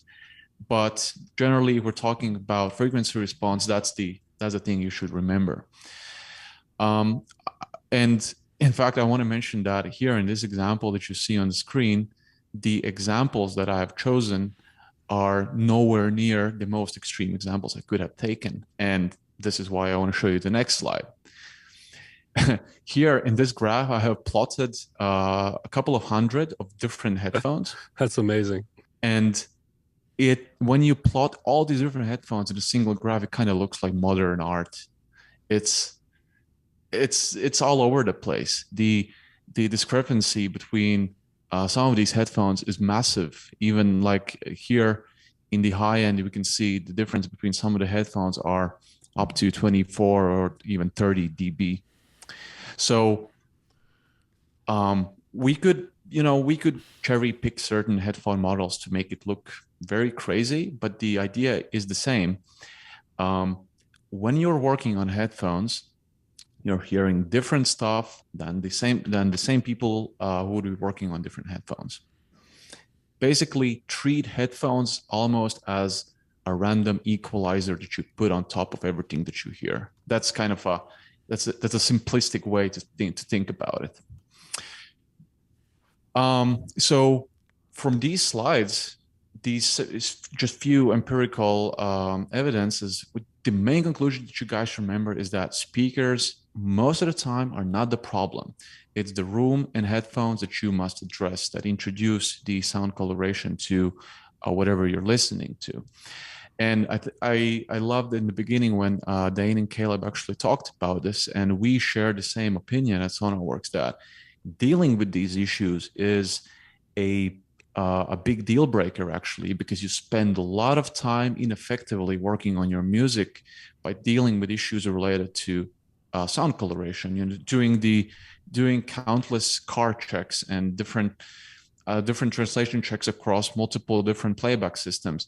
All of that time is actually wasted, and you could have spent that time actually doing more mixing or different songs or on creative aspects of your music. So this is kind of wasted time, really. And this is the special slide that I was referring to. I want you guys to I wanted to show you something special today.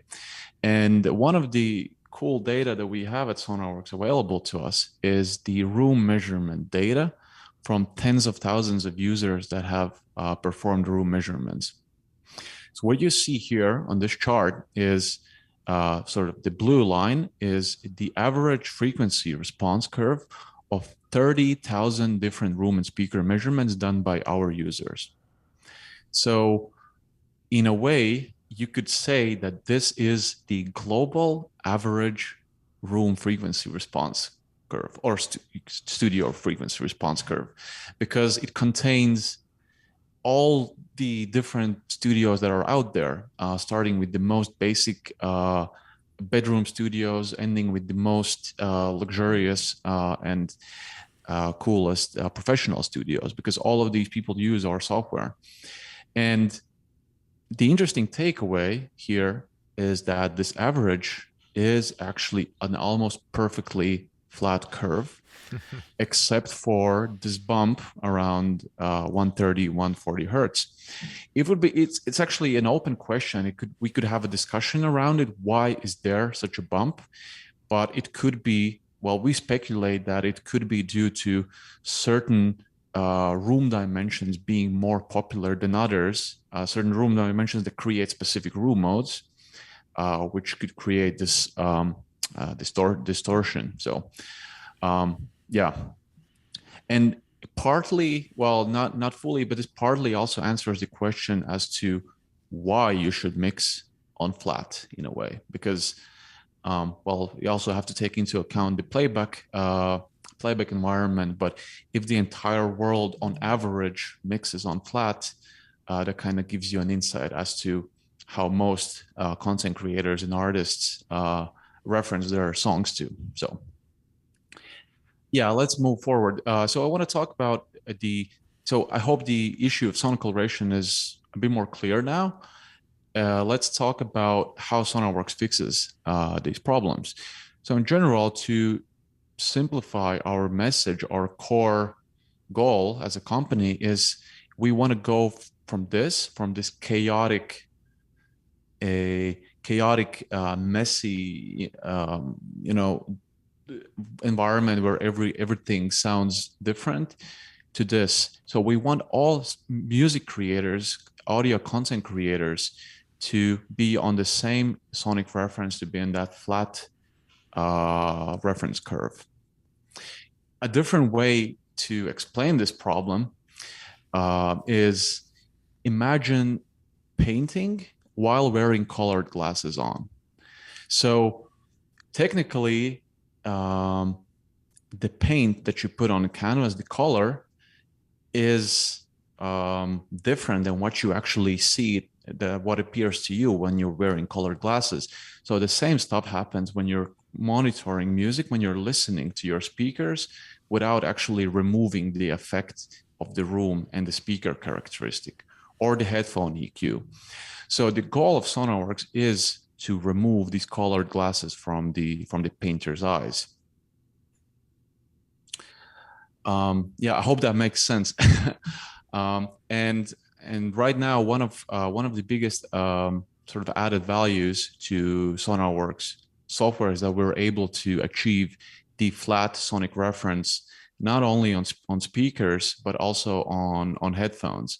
And currently, we're putting a lot of work into making the consumer level headphones, such as earbuds, also calibrated. So before SonarWorks started, room correction was in a way perceived as a geeky thing. It's definitely not an easy task to get your room measured on your own unless you know exactly what you're doing. Most people would not be able to calibrate their rooms because they don't have the knowledge and education in acoustics. It's not an easy task. So when we started, one of the main goals was to figure out how to make this tool ready for the mass markets and easily accessible at the same time. So I'm going to talk about one of the sort of the core technologies behind what makes this happen. First, I want to explain the three different components that SonarWorks software has. Number one, Sound ID Reference Measure App. It's the app that allows you to perform the measurements. And after that is done, you will obtain a calibration profile. And then the calibration profile can be run in two different ways. You can either use the Sound ID Reference standalone app, which simply takes over the default outputs of your device. So everything coming out of your computer, including Spotify or YouTube, whatever, is going to be calibrated. Or preferably, if you're working on your DAW, you can use the Sound ID Reference DAW plugin, which always has to be the last step of your signal chain. So it's always at the very end. So yeah. And with regard to headphone calibration, there's nothing that users have to do. We have already done the hard work, and we have created more than 500 different headphone presets or profiles and you can simply select them from a list, and that's basically it. It's super simple.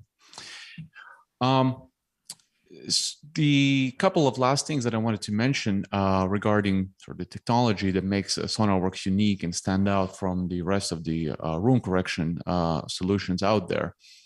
Number one is all of the microphones that we sell are individually measured and calibrated. So, which means that in order to measure your room, you are going to need a measurement microphone. But similarly to headphones, also measurement microphones can have their own coloration as well. So there are flatter microphones, there are more colored microphones, and generally the good microphones are going to cost a lot of money. For example, Earthworks M30, it's a very good microphone, very flat, very consistent, but it's going to set you back approximately $500.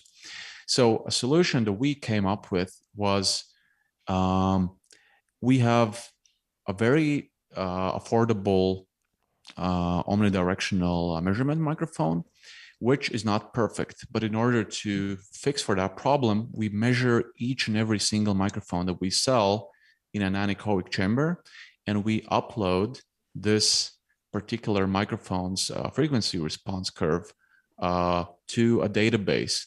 And during your measurement process, this frequency response profile of that particular microphone is taken into account, and this ensures maximum precision. Number two, during the measurement process, we wanted to make the whole measurement process foolproof as possible. And therefore, the entire measurement process is explained in very simple to follow guidelines, and also including video tutorials. Number three, this is a very special feature that I wanted to dedicate a little more time to. So this is what truly made SonarWorks stand out from other solutions. This is what we call the Automatic Microphone Positioning System, or AMPS for short. When you're conducting measurements, it's very easy to make human errors by, for example, just failing to calculate the right distance from one point to another, where you have to stand, where you have to take measurements. So we have automated this process in a way that almost feels like a video game. So the microphone that you're pointing towards the speakers is going to be located in the room. So the software knows where exactly you are located in the room, and it's going to guide you through from one point to another until you have completed a set number of measurement points. This makes the technology and measurement process in a way it limits any possible human error, because it just does not let you take measurement points in incorrect decisions. So there are a total of 37 measurement points that you have to take around the room. Mostly all of them are going to be very close to your sweet spot. And some people would ask, why 37 measurement points? That's a lot compared to what other software tools are going to ask you to do. The answer is the number of measurement points directly correlates with the precision, with the error margin and consistency of these measurements. So there's a trade-off. The more measurement points you take, the more consistent your results are going to be. The less measurement points you take, the higher the amplitude you get with every measurement that you take. So we found 37 measurement points to be that sweet spot where our error margin is below 1 decibel. And one of the last points, once you have measured your room, you're actually able to switch between different targets. Of course, the default target is the flat target, the sound ID studio reference. However, in certain use cases, you might want to adjust the target to something else. And one of those targets is the Dolby Atmos music curve, very relevant to those mixing in Dolby Atmos these days. And I wanted to also point out that we are currently the only third-party room correction tool that Dolby has indeed approved to be up to their room correction standards. So we're not Dolby certified, we're Dolby approved, and they suggest using SonarWorks as their go-to room correction solution. Number 3, we also have the custom target curve, meaning that you can apply different filters to create the perfect target curve that works for you. If you want to boost your lower frequencies or higher frequencies, it's up to you.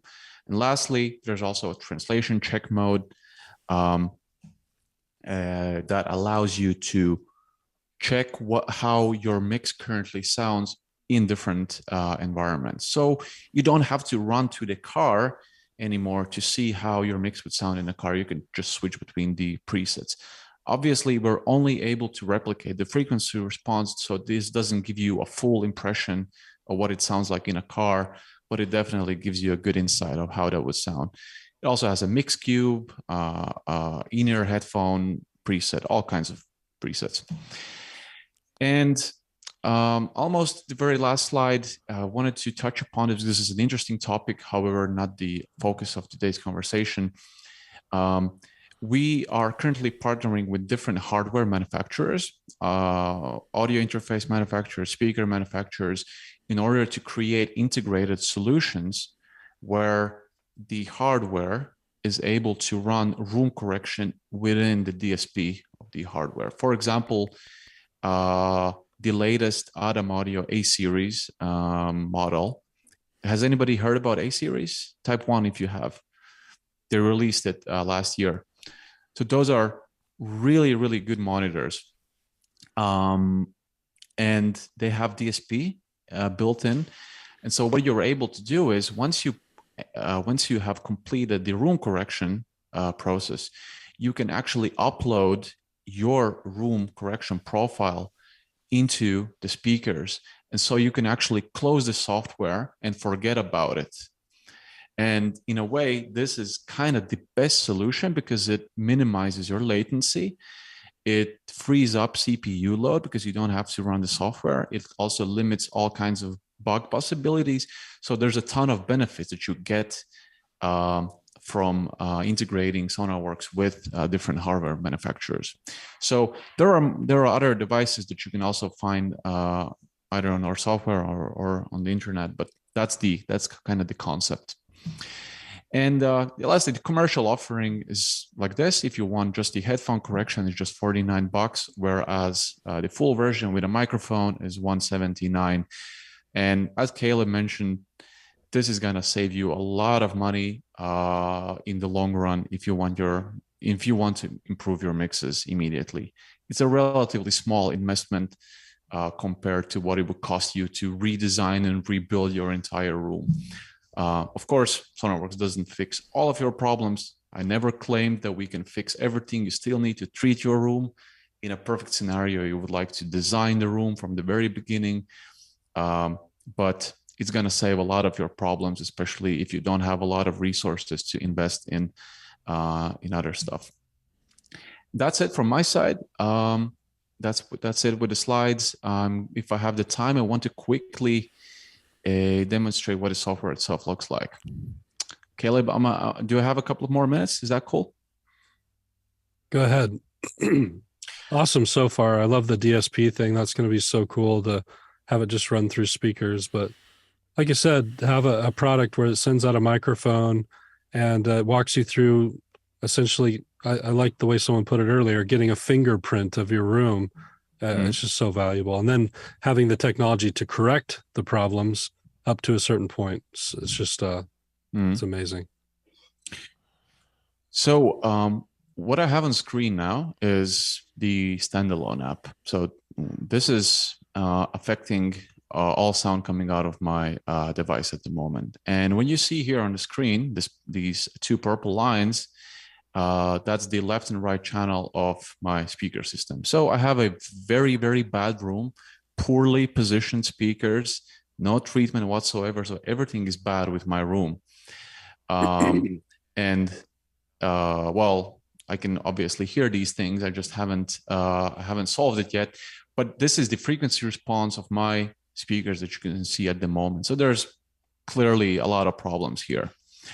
What the software does, it applies an inverse EQ curve in order to obtain the flat frequency response or whatever target that you select. And same happens with headphones. So I'm currently wearing these Yamaha headphones, and this is the frequency response curve of my headphones. Once again, they're nowhere near the flat headphones that I would expect if I was mixing. However, with SonarWorks, you're able to correct sort of these issues. And one of the best benefits that we've heard from our users is it allows them to hear the same frequency response on their speakers as well as their headphones.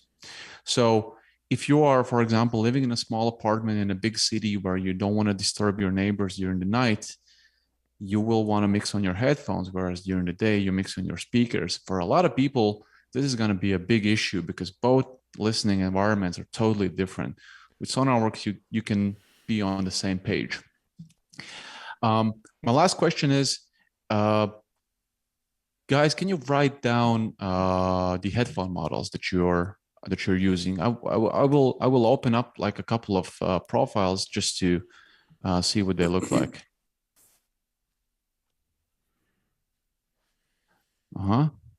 Okay, let's start with I saw the HD 650 popped up a couple of times. That's an excellent choice. So this is how you actually add a profile. You just select it from the list. There's Sennheiser. Here's almost all the possible Sennheiser headphone models, and we just select these ones, and here we go. So this is what the Sennheiser HD 650s look like. And actually, this is frankly, these are the flattest sounding headphones out of the box that we have found at SonarWorks.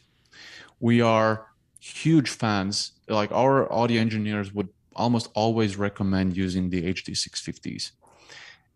These are extremely good headphones. Even without SonarWorks, they are gonna sound almost perfectly neutral to an untrained ear. But there's one detail here on this chart that I wanted to emphasize. If you noticed, in my example of my Yamaha headphones, there were two curves and sort of no shade around it. Here, there's just one line and there's a sort of a shade around this curve. That's because there's a difference between what we call an average profile and an individually calibrated headphone profile.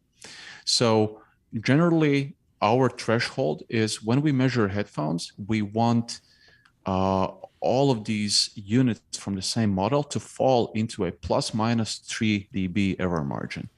So this is why there's a shaded area. We guarantee that your headphones, if you own this model, are going to fall into this area. Whereas in my case, my headphones have been individually calibrated by the guys at SonarWorks, and that's why I have the exact curve for both left and right channel. So that's the difference. And sometimes this can actually be a major difference. This is sort of an additional service that we provide if you want to calibrate your speakers. Let's select another one. I think the Audio-Technica M20s appeared a couple of times. So let's select those ones.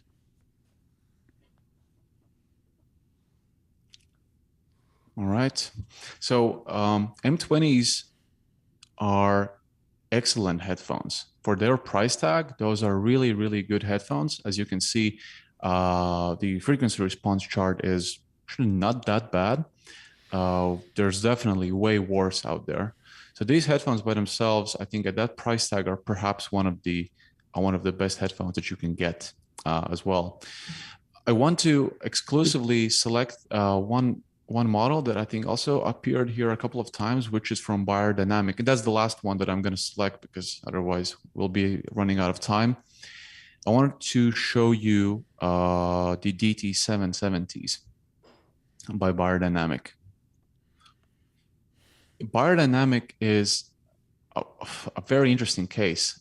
So I hope you can see the curve here. All Beyerdynamic headphones have one thing in common. They have this, what they sometimes refer to as the Beyer peak or the Beyer curve. They have a very certain sound at the higher end, around 6 to 8 kilohertz. There's always this peak. If you looked at different Beyerdynamic headphones, they would all have the same pattern. Some of them would have a more the sort of the mids and the low end would be flatter, but the higher end would always be the same. And this is an interesting thing. So we talk to headphone manufacturers a lot just to try to understand, what their thing is. And in case of Beyerdynamic, well, they understand very well what the frequency response curve of their headphones is, but it's not really a problem.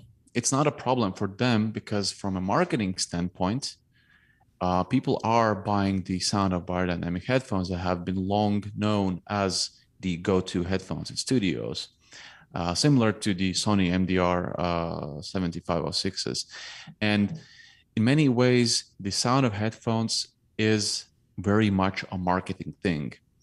Beats by Dre, those are extremely bass-heavy headphones, but that's exactly why customers buy them. Same for the Beyerdynamic headphones. Same for a lot of other brands. So this is in no way to speak ill of any of the other manufacturers. That's just something you have to be aware of. Whenever you buy headphones, in a way, you buy their marketing concept. You buy their marketing ideas. Yeah, and it might be great for listening, but it's just not very. It's not going to be very good for mixing or mastering or producing music. Yep, exactly. All right. This is it from my side. The stuff that I wanted to show. I'm happy to take some questions if there are any. Someone just asked a really basic question about having multiple profiles, and yeah, you can have as many as you want. I mean, you could switch between headphones, multiple speaker calibrations. Exactly, and in fact, it's also possible to create a DAW project where you actually have multiple different profiles running on at the same time. So if you want your speakers and headphones running their respective profiles at the same time, that's also possible. Yeah, it's easy to switch from calibration to calibration. You literally will have them up. If you've run the calibration, if you've run that measurement with whatever set of speakers, or you can easily switch between the two. It's just a matter of pulling that up in the left hand pane there where it shows you those calibrations. You just literally click on and select those as long as they're uploaded. I saw another question which said, should I sell my Beyerdynamics? No. The answer is no, definitely not. You can use whatever headphones you want, but for mixing and mastering for any critical listening purposes, we highly advise you to at least calibrate them. And sorry, do you still let people send you headphones and you'll calibrate a specific pair as opposed to just like a general? So this is what's really cool. If you guys want to send, like, you can, and it's not even very much, it's like $100 and something, right? You just $189, $149, $200 or something. The full price was $150, but I think there was a discount for the students as well. Yeah, for our students we get a discount on all this stuff, but for any of you who want to send your headphones specific, like that actual pair of headphones, and they'll measure those specifically and send you a custom calibration profile, which is really cool. Now you're really getting precise because it's not just the average.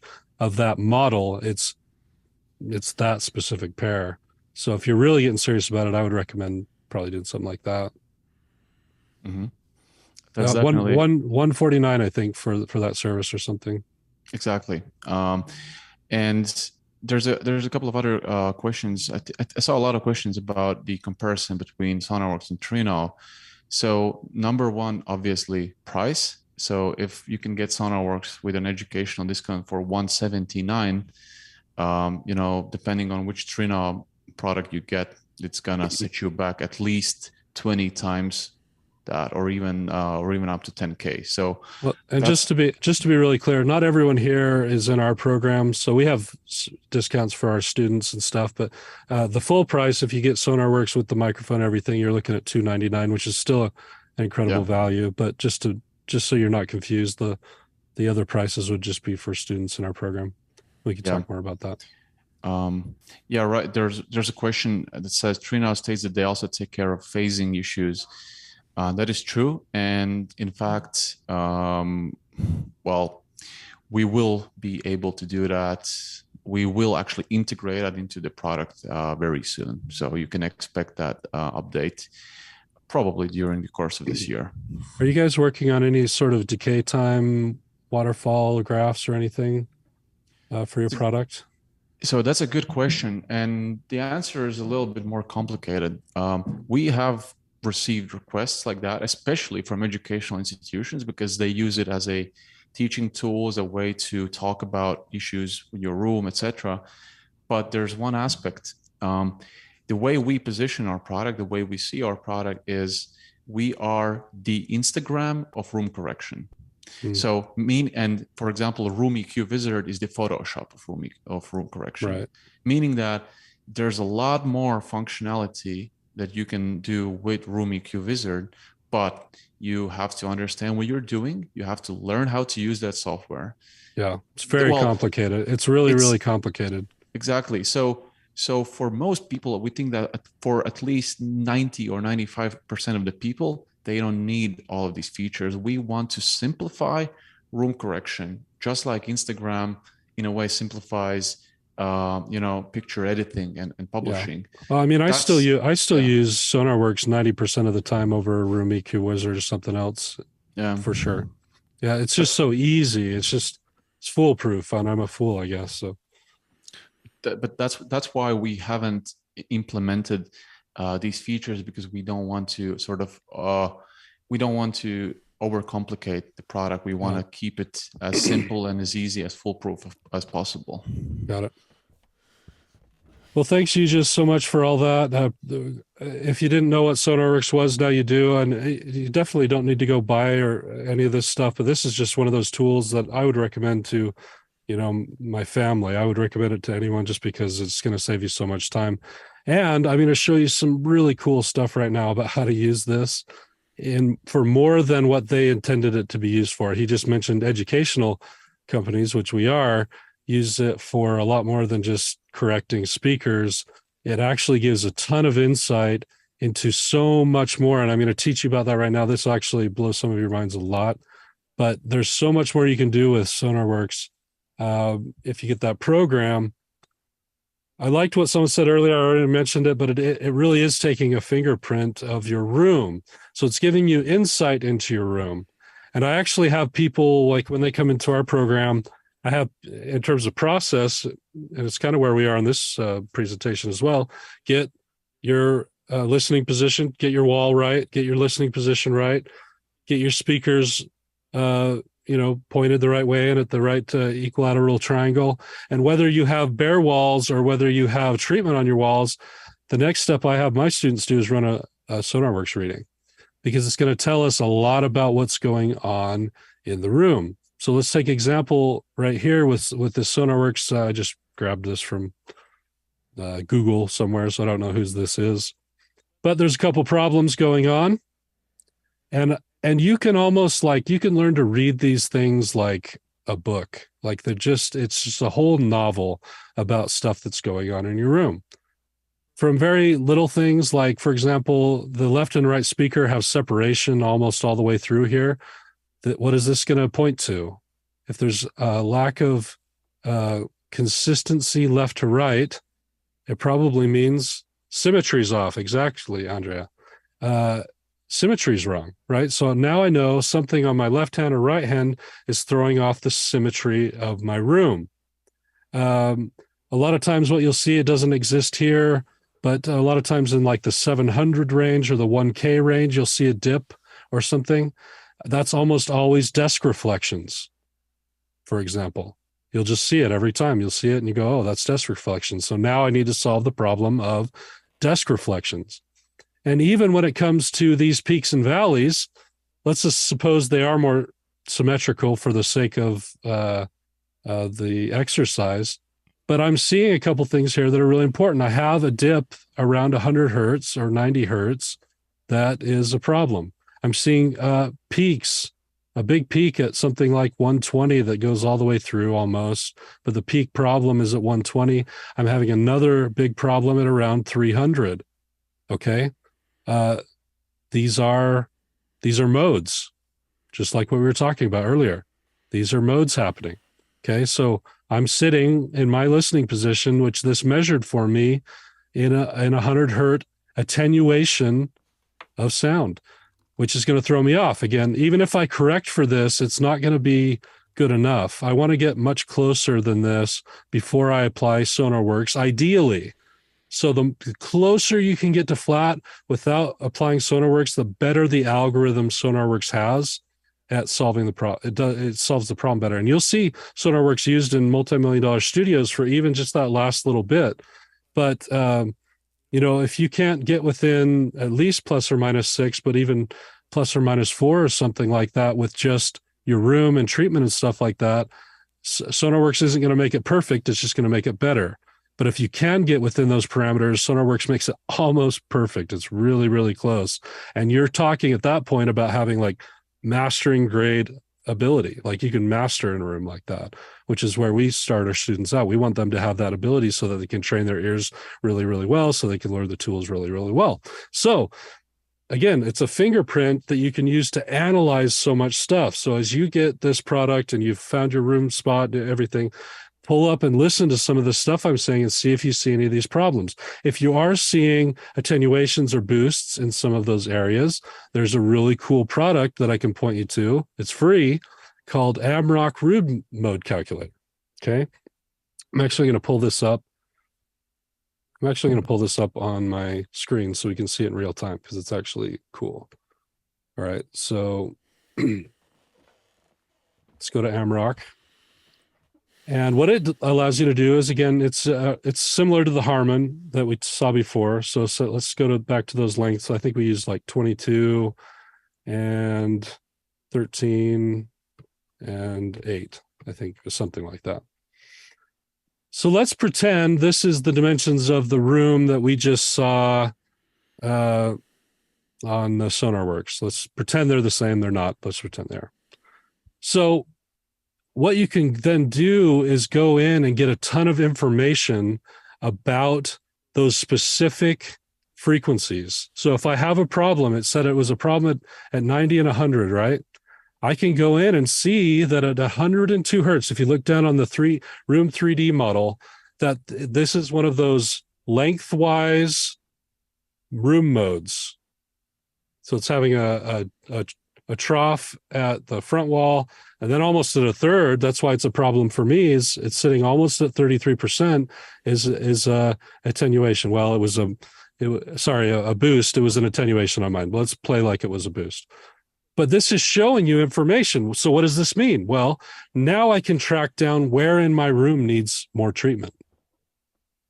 Dane had a really cool experience with this, right? Mm-hmm. You were having a pesky. What was the frequency you had, Dane, that was really pesky? I'm trying to remember exactly. If I brought up my reading, it was around 100, between like 100 and 120. Or like, maybe it was more like 90. I honestly can't remember. It's been so long, but yeah. And it showed you something like, I can't remember. It was something. It ran along maybe go down towards like, more towards like 80, 90. Just roll around until you get one that goes along the length. That right there. Like this. Yeah, even the longer ones. So you went across it. I can't. If you keep going. That right there. Okay. Yeah, it was more it wasn't just the whole wall, it was like the corners of the side walls. Right. Yep. And what did you do? Yeah, so I actually used because I didn't want to run another 37 just to test my theory.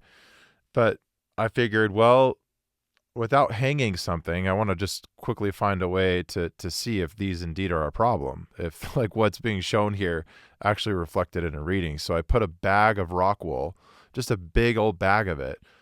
Like what you get from get from the store. Literally, without opening it, I just stuffed, actually I think it was a couple of those, kind of just more towards the back, on the floor where the floor meets the wall, that whole corner that runs along there.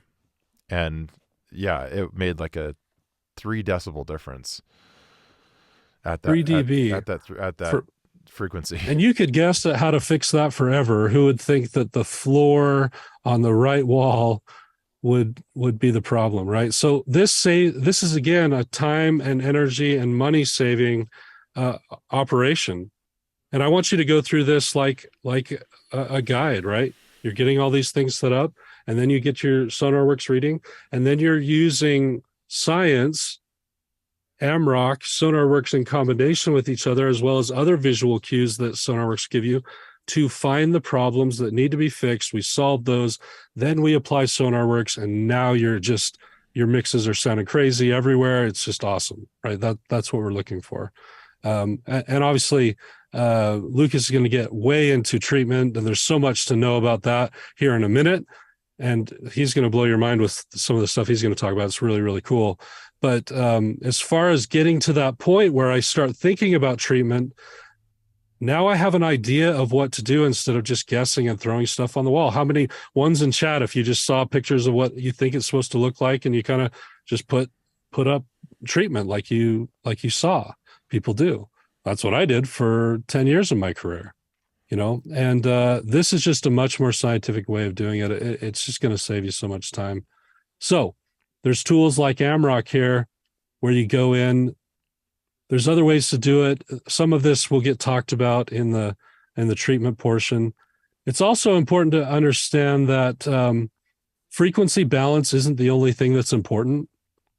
Like, that's one of the main factors, but the other main factor that we haven't even talked about yet, and will be so much more important when we talk about treatment, is something called reverberation. Okay, so decay times of reverberation. So really quick, before we get into that acoustic treatment part of this presentation, let me just introduce to you to the concept of reverberation or decay times. This is the other thing that will really throw your mixes off, because your room, in a sense, is acting like a big resonant chamber, okay? The corners of your walls act like a resonant chamber. You can think of a guitar body, right? If you play sound through it, it resonates and it carries out, which is beautiful. But in our room, we want to minimize that, because what happens if you don't minimize it is the transients that are happening, especially in your bass and your mids, get smeared to where you're not hearing them properly. When you have control over reverberation that's happening in your room and decay times, the transient happens, you hear that correctly, you hear the body of the note, and you hear the decay, and then you hear the transient of the next peak. Whereas if decay time sometimes could be 1 or 2 seconds long, and there's something fast going on, that could be several notes, right, that are happening that you're really not able to hear the translation of that. It's going to cause all this smearing. It's going to make it sound wrong. You're going to treat it incorrectly. So even if you got SonarWorks and it was a bare room and you thought, oh, this looks pretty good, I'll just apply SonarWorks and move on, you can't do that, because there's also the problem of reverberation and decay times. And there's some algebra here for you if you want to understand how it works. It's basically the time it takes for a sound wave to drop 60 decibels of sound.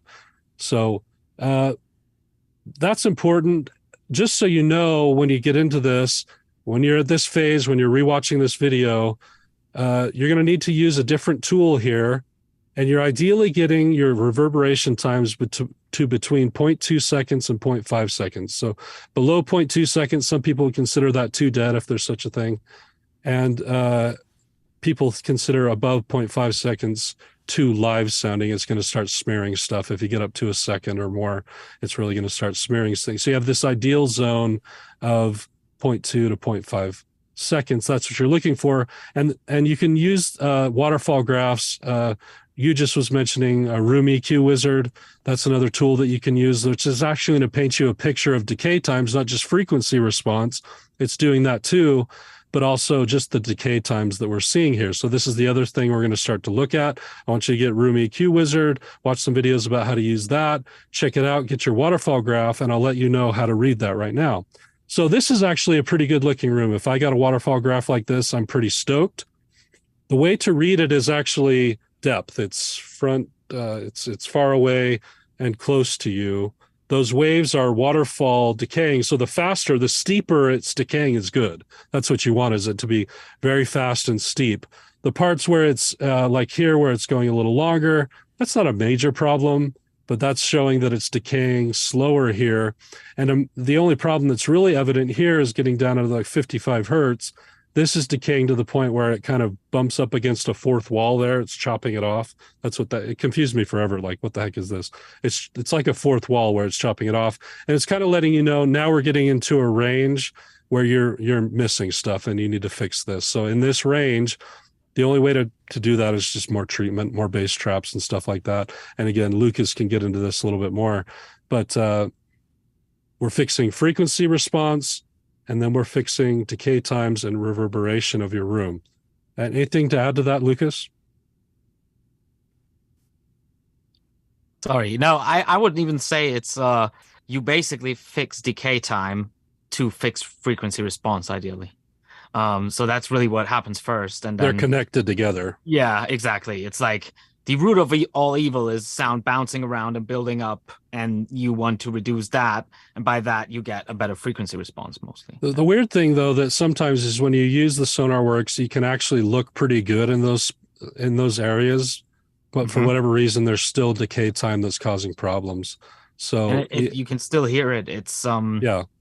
Even if you have a very good frequency response and you're lucky without treatment, you can still hear the frequencies that reverberate for too long and cause smearing and just not a good imaging of those frequencies. Yeah, it's easy to hear, like when you clap in a live room, you can hear the reflections and those decay times. It's harder sometimes to hear the bass ones because you're just kind of feeling the bass. It feels good. You're feeling nice. Everyone loves to feel the bass.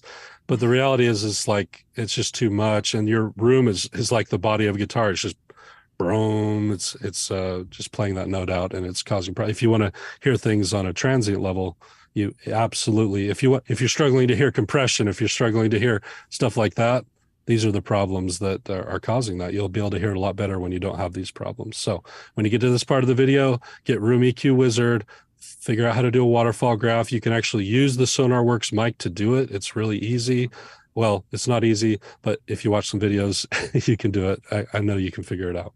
So you want to figure this out, and they are going to coincide, but you need to check both. For the most part, they're going to coincide, but you need to check both. All right. I'm about to hand things over to Lucas. Really quick before I do, I wanted to take a second. Some of you have been asking in the chat, what's this program you are talking about, right? What do you guys do? A lot of the reasons we do this challenge, really, we just want to do these webinars. We want to bring in the best people. Like, why do we do this? I think is a good first question. Like, a lot of people don't offer free stuff out there. We like to do it free or cheap for people to just start to cut through the noise. I get so frustrated. There's just so much noise out there. There's so much bad information. YouTube videos are about getting clicks rather than getting good information. It's not really out there. And so we love doing challenges like this, bringing guys like Lucas and you just to give like no nonsense, just kind of cut through the noise, good advice, whether it's the mixing challenges we do, vocal production, and now even room stuff. I just want to give you a good guide to do that because it's so important. We also know that some of you who are listening to this are are looking for good education, right? And we also want to find people who are a great fit for our flagship program, which is the reverse engineer. I don't know if you've heard of that name. It's been floating around. It's starting to pick up a lot of momentum. We're starting to partner with like really great people, the people you can trust, getting great mentors, getting great companies behind this. But we're really trying to turn traditional education upside down on its head. We feel like traditional education for musicians and engineers has been very lackluster, if not predatory. Some of these places causing $50,000 or $100,000 to get something that's actually antiquated information. You can learn to run an SSL console board and then go out into the real world and realize there's like 3 of those anymore. And it doesn't help you get like a studio in your own place where you can actually start making your own money and working like the modern producer is, which is at home. Things have shifted. And there's these people out there who are feeling the effects of that transition, I think, because it's not really even that valuable to go into a studio and get an internship anymore to learn to run someone else's studio so that you can go into your own home and not know how to do that. Like everything is really switching to, hey, I need to do this myself. People like Phineas and Billie Eilish are proving that like you can win 7 Grammys doing an album in your room. And it's empowering. And there's a lot of people that don't want you to feel empowered, actually. There's a certain voice out there who are saying you need to like buy all this expensive gear and you have to have this expensive room. You can't do it unless you have this crazy studio. You can't make great music. They're scared to death of the digital revolution and what's happening with all this. The reality is you totally can. And that's a voice that's telling you a lie. The other lie that's happening is that now that everyone's switching to this and we love in our culture like quick fixes and the fast way and the easy way, that there's all this kind of predatory stuff on YouTube where it's like if you buy this plugin or if you buy this if you use this preset or if you use this template, it's going to change your whole world and you're going to be the next Kanye in a week. That's just unrealistic too. The people who learned this stuff, whoever became good at it, went and worked their butts off in a studio and grind and had to become so instinctual about their process that they were using. And so we're getting rid of both of those voices. We're saying, no, you don't need to have a super high cost of entry. No, you don't need all the next plug. Even though we just recommended a plugin, it's literally the only like one of maybe 3 plugins that we even recommend in our whole program, just because it's so useful. And I'm not saying it'll make you the next Kanye. I'm saying it's going to help you get a good room. So we're looking for the people who are sick of the washing machine of misinformation. They're not able to cut through the noise to come join us. We have an education platform built by the people who've been doing this the longest, who are the advocate of the modern producer, and we're partnering with all the people that can help you actually make a difference to the quality of your work, to your skill set, and actually make moves in this industry. So who is the reverse engineer for? Well, I'd say that it can kind of work for everyone, but I think that it works best for either intermediate or advanced people. Advanced people can totally come in. We've had Grammy winners. We've had people that have worked with major artists come in and want to sharpen the tools that they have. So they're coming in, they're looking for like the skeletons in the closet, the bad habits that they have. They go through it. And the way that we break everything out, you just can't run from the skeletons anymore. You can't run from the bad habits. You have to fix them. You have to correct them. They love that. They've always enjoyed coming in, and they understand the value of continued education. Even when you've made it, at which they have, they could ride on their laurels that if you ever stop learning in this industry, you're going backwards, because it's a very fast moving industry. But we work with a lot with intermediate people, the people who have been working for a while now on honing their craft. They've been on YouTube a ton. They're doing YouTube University. They've tried some basic online courses or even major traditional education sources, maybe dropped a lot of money and then found out at the end they didn't, maybe they got an internship out of it and made coffee for some producers for a while, and then they're working a desk job. The people who are feeling a bit lost, like they have hit a wall and they're not sure how to get to the next level. There's an intermediate plateau that happens when we're too far into the game of quick fixes and plugins and the easy way. It happens. You hit a wall where all of that can only take you so far. And the reality is that there are There's a fundamental amount of work that needs to happen to break through that barrier and to take the stuff that you're learning, all these plugins and all that, and actually utilize them in a way that would be professional. Okay. You could also be a beginner and do this program. All it means is you're going to have to work extra hard. There's some stuff that you're going to have to catch up on. We've had beginners come in and do really great. They have to do some supplemental learning, which we can guide people on. There is an advantage of being a beginner and doing it, is that you don't have to spend the next 5 years trying to figure it out yourself, spinning your wheels and then getting frustrated and doing this program. You can learn it the right way the first time, and that's really valuable. We're also teaching, we're not just teaching stuff that you've heard before.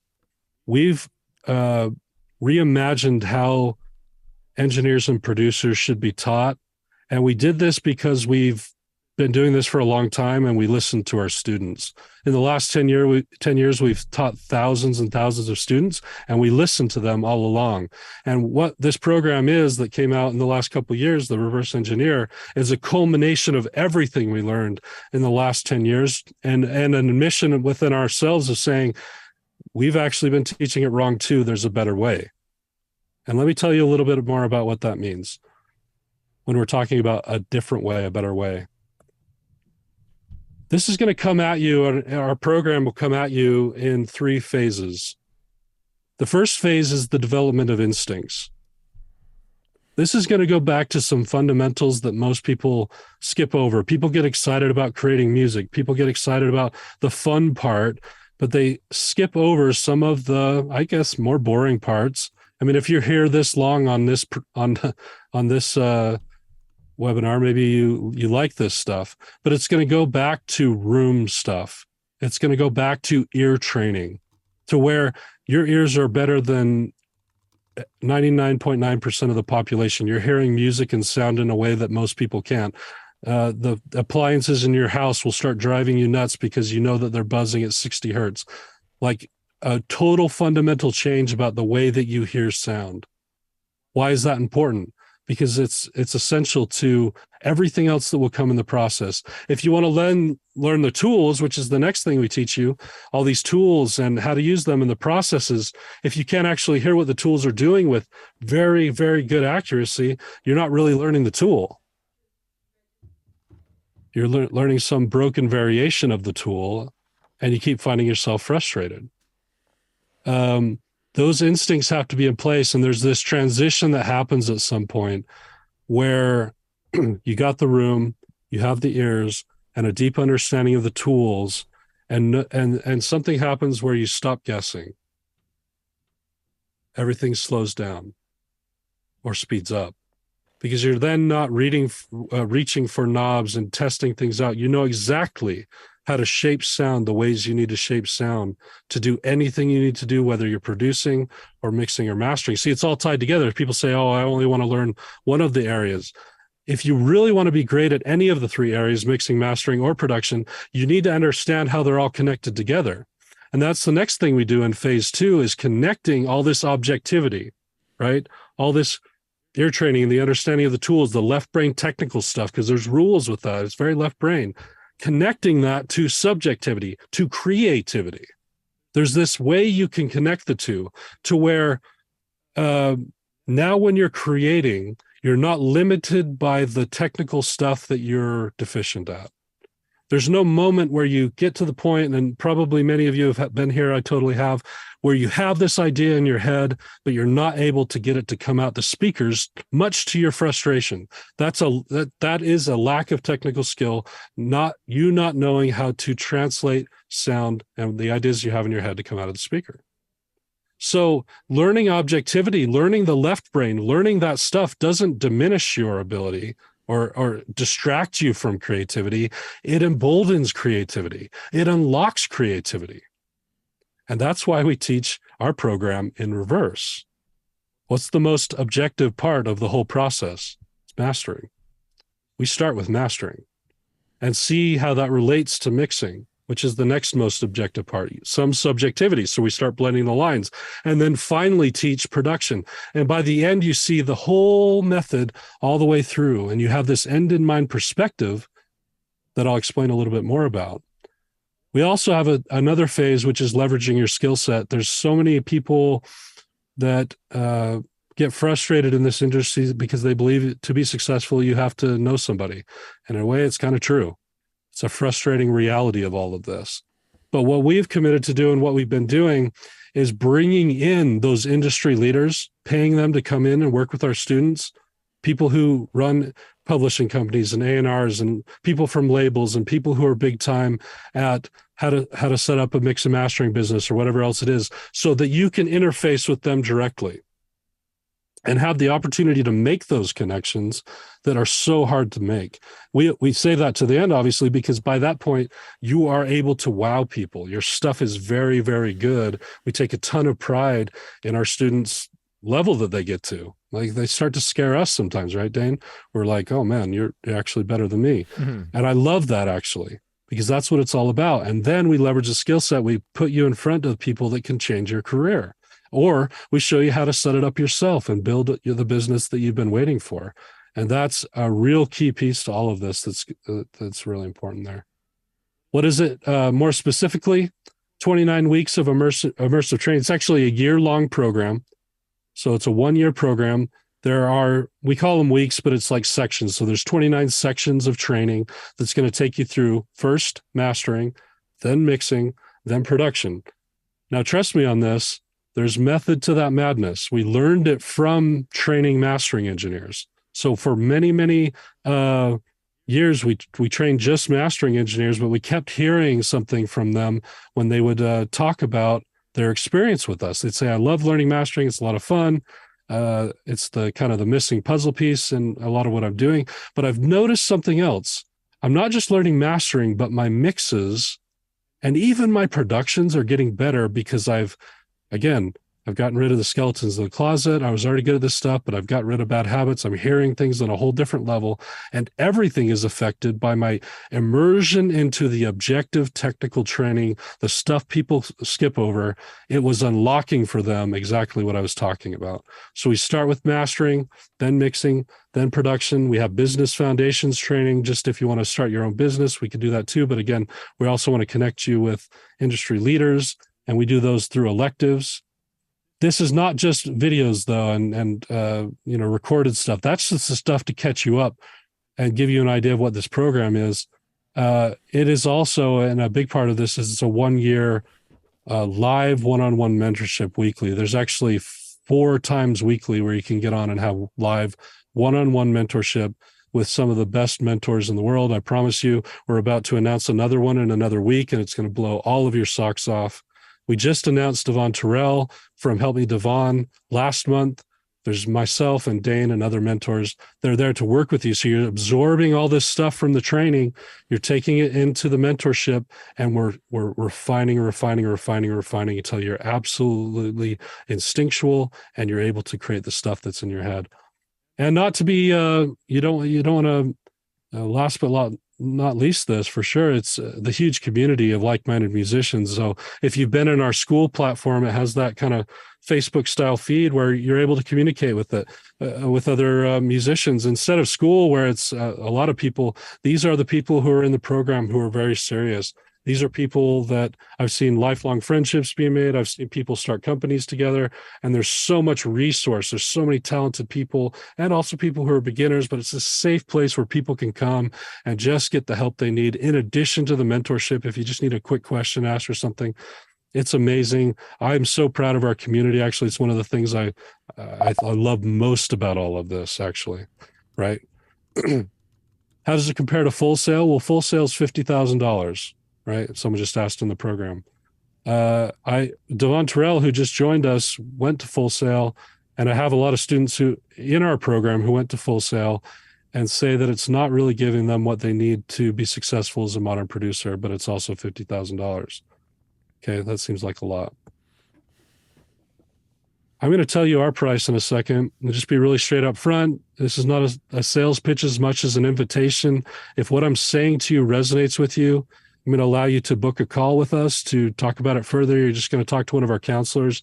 They're not going to sell you anything. If you're a good fit, they can help you sign up, but they got to make sure that you're a good fit for us and we're a good fit for you, and we can actually help you.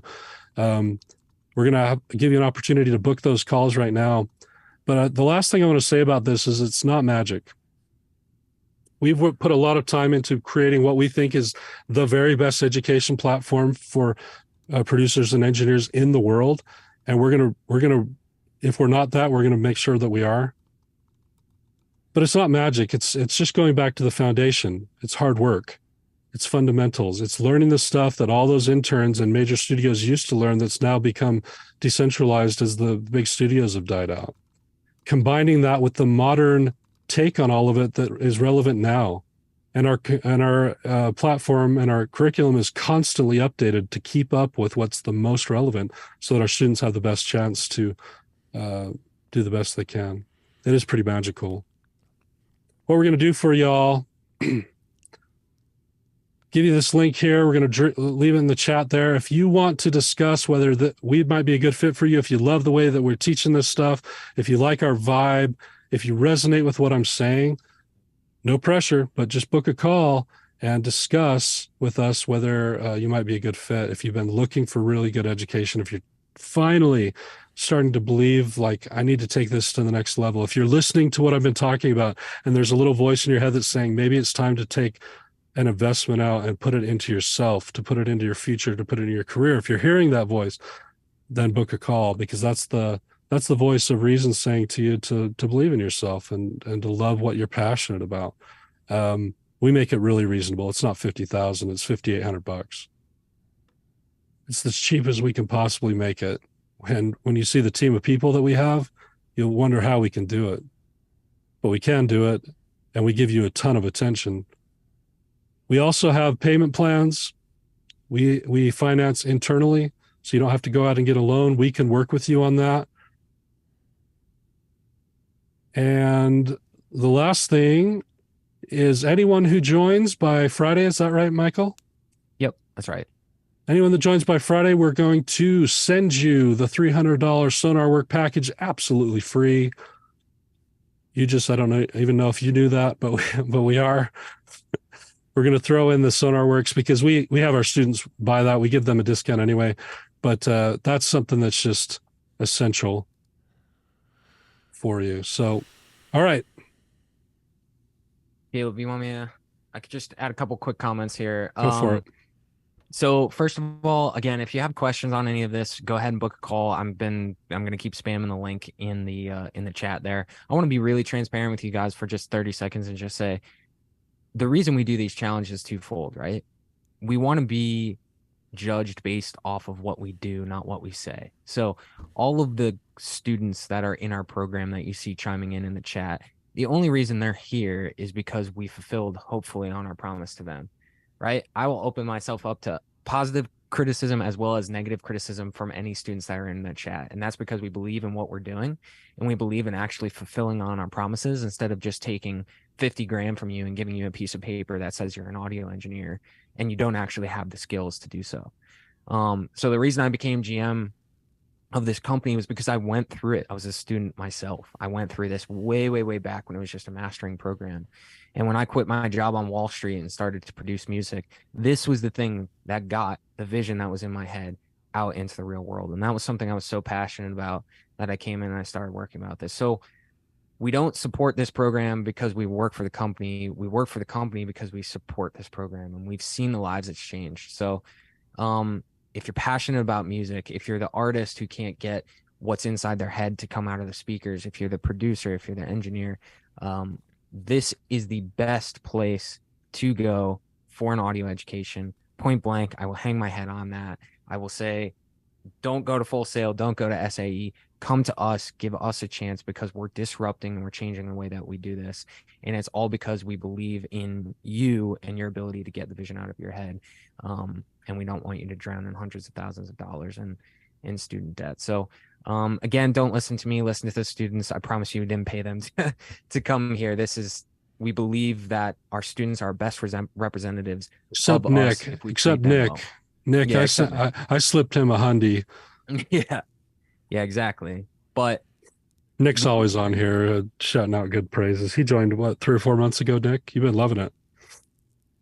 You've been doing this a long time, too. Yeah, so go ahead and book a call. I'll keep posting that. I'll keep posting the link in the chat, but go ahead. Like I said, listen to the students, not from us. And if this is even a thought in your head, you've got some questions, you have some concerns, you don't know if you can afford it, book a call, talk with our team. We're not going to push you into it because it just reflects poorly if we bring the wrong people in. So we don't want anyone in our program that doesn't want to be there. It's not a good fit for them, and we turn people away when it's not the right thing. So we're going to take a 5-minute break right now to allow you some time to go fill out the short little survey to book that call really quick, and then we'll turn it over and get an amazing presentation from Lucas. He's going to blow our minds about acoustic treatment stuff, and then we'll be off and running. I'll stick on here. If anybody has any questions about the program, I'll stay on here for the 5-minute break and answer as many questions as y'all might have. So feel free to pop them into the chat. I'll keep spamming the link. Go ahead and take 2 minutes to book a call. And if you have any questions, just put them in the chat.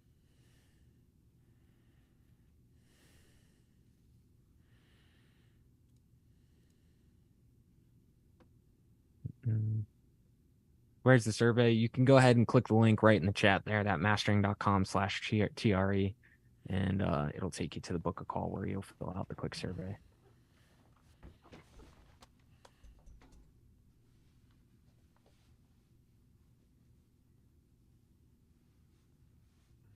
How much? So we said it's $5,800, but we do have payment plans. We finance everything internally. We don't partner with any lending companies because they're the ones that tend to be really kind of predatory. So we finance everything internally. So that means depending on your specific situation, we can maybe work out a payment plan. So just book a call, and they'll be able to kind of go over some options if it is the right fit. How much do we get into production? That is the whole last section of our program. Like I said, we start with mastering, then we move into mixing, then we move into creative production. So if you're like me, you get into music because you want to engage in the creative components of it, but you need to understand the technical side of music production before you can engage in the creative side of it. Think of it as if you were a painter. You wouldn't pick up a brush and immediately start painting your masterpiece. You have to learn the fundamentals of how to hold the brush, how to shadow, if you want to actually get that masterpiece out of your head onto the canvas. And music is the same way. So we start you with the objective side of music production, and then we move towards creative production at the end.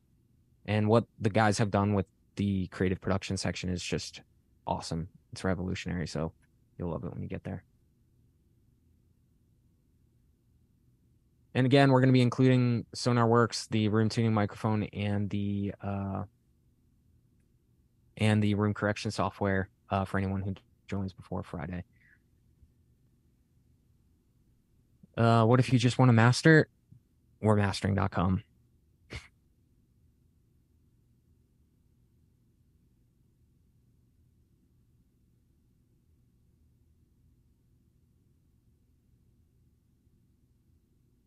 Any other questions, just pop them in the chat.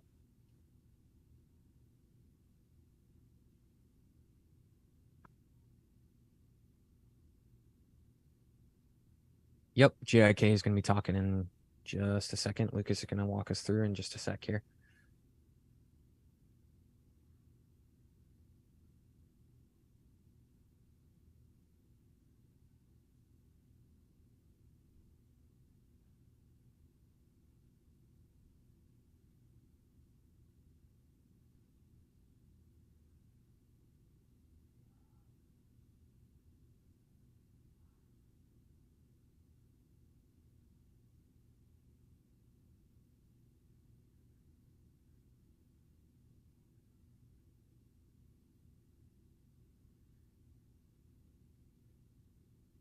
Ooh, okay.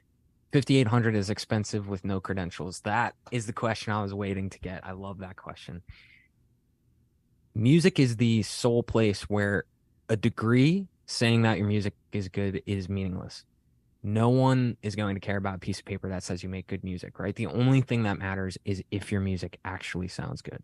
This is the great scheme that has gotten a lot of the colleges rich over the last, couple decades, is that they give you a piece of paper that says, yes, you're good at music, but they don't necessarily have to give you the skills.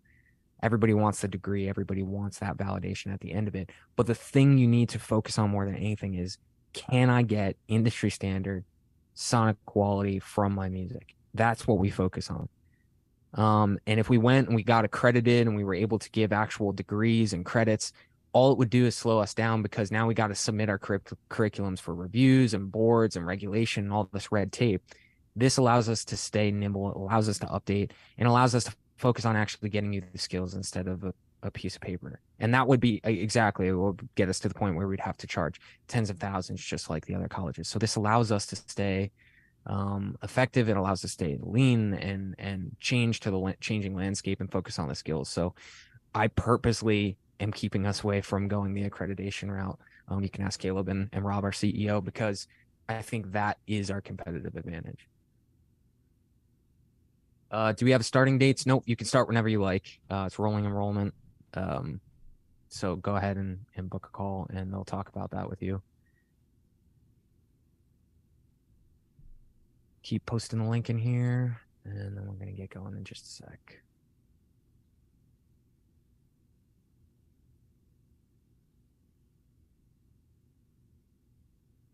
Any other questions?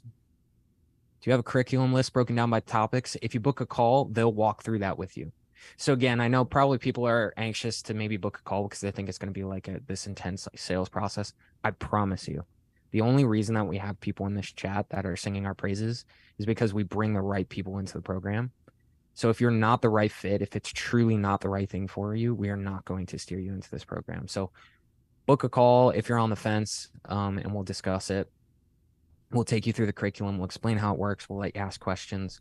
We'll dig into finances, and then we could go from there. So, yeah. Any other last questions before we?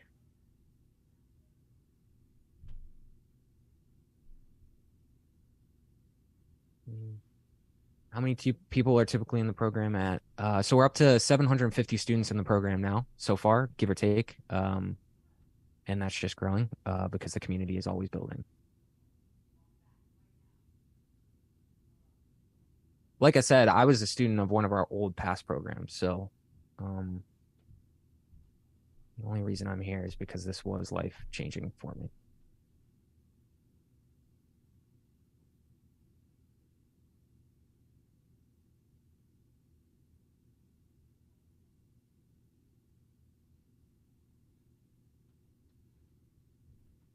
What's up? Alrighty. Everyone sick of hearing Michael talk? One's in chat. One's in chat if you hate me. We love you, Michael. Oh, lots of twos. Yeah, they're just a little more gentle than I thought. Thanks, guys. Hey, we're just passionate about this stuff. Want to do the best we can for y'all. If you've been liking what we've been doing in 3 hours, imagine what we could do together in a year of daily, just kind of doing this together. And thanks for your patience sitting through while we talk about this. Obviously, we like to get new students. We go value first, try and teach you a bunch of stuff, and then we do a little pitch for our program. But if it's not a good time, just keep coming back to these and get as much as you can out of it. Keep saving up and keep asking questions. We'll keep doing these. I mean, there's no pressure there. It's just it's a good thing for you, if it's what you've been looking for, let's rock and roll.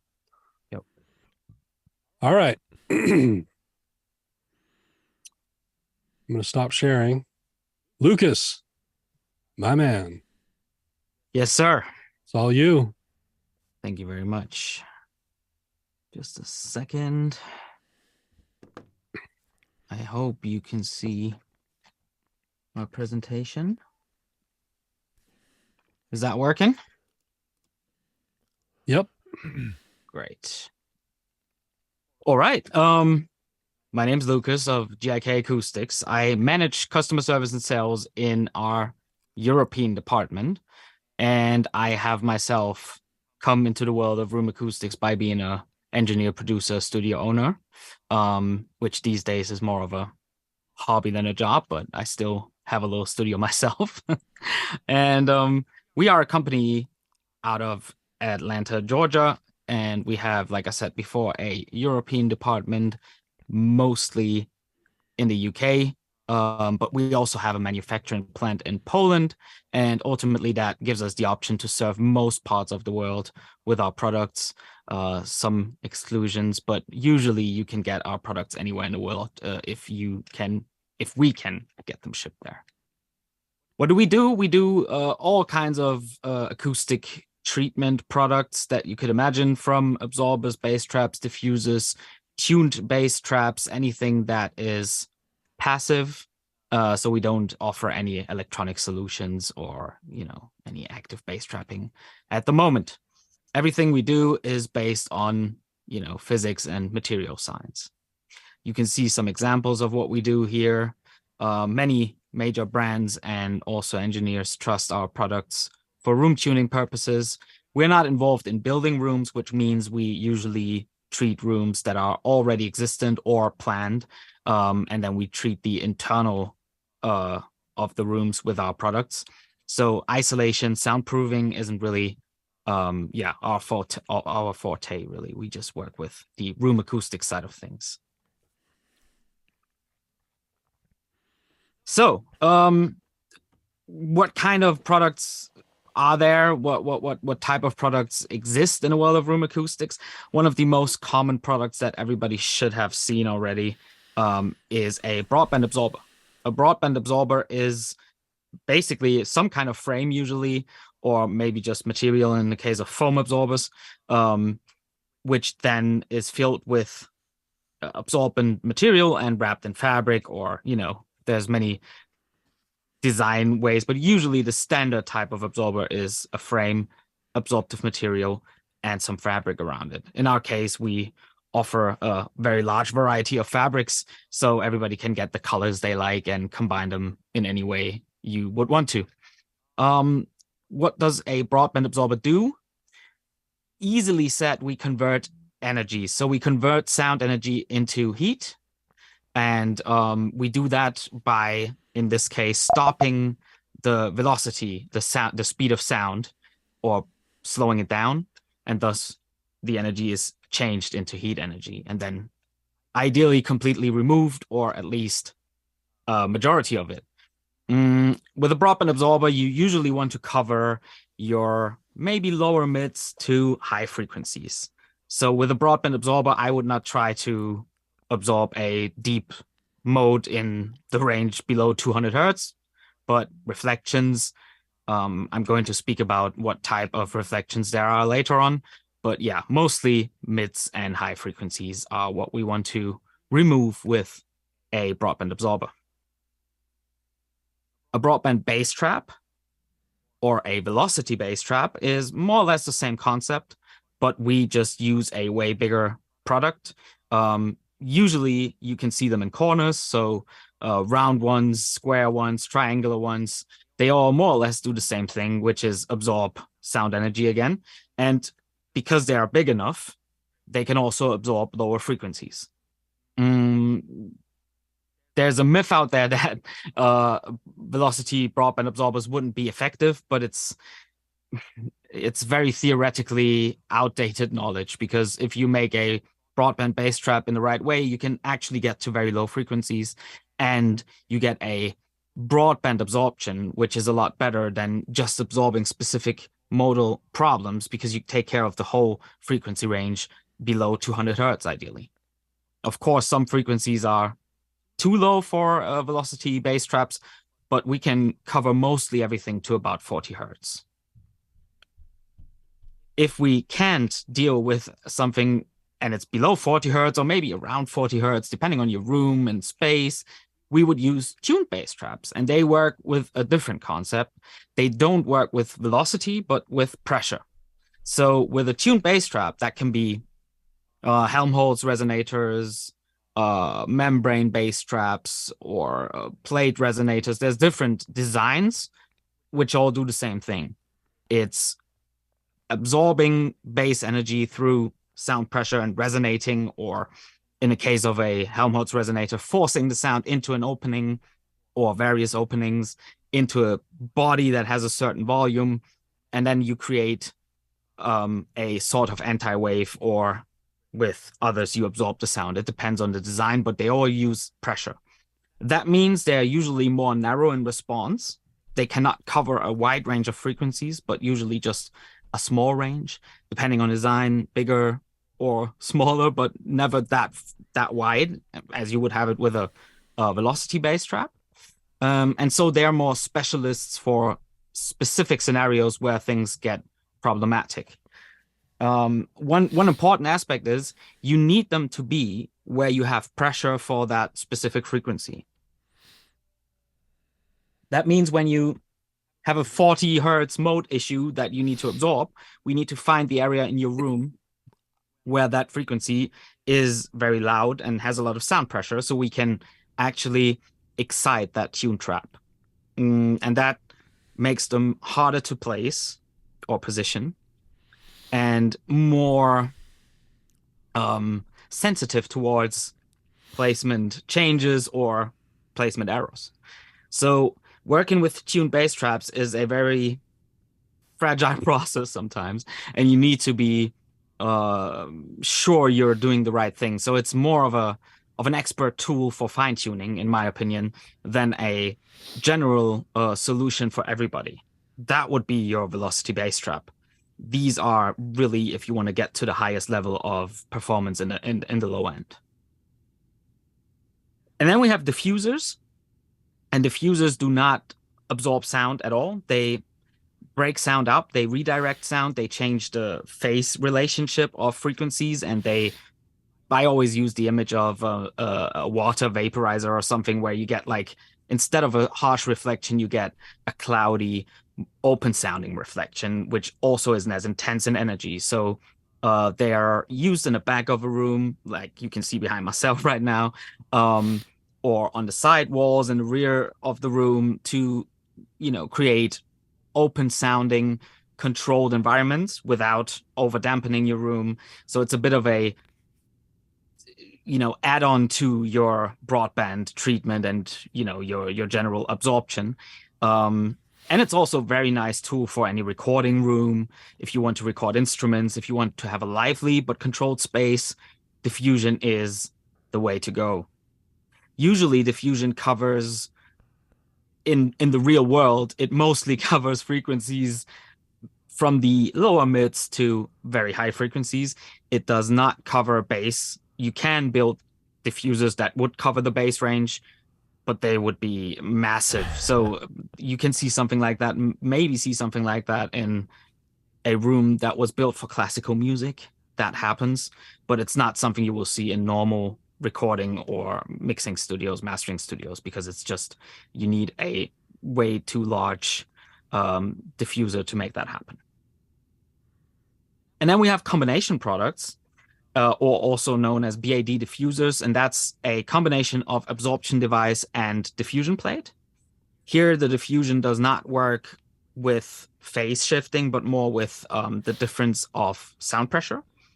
And depending on the absorption product behind your diffuser, you can combine, for example, a bass trap with diffusion or a broadband absorber with diffusion. So anything maybe below 1 kilohertz or 700 hertz will be absorbed, and anything above will be diffused.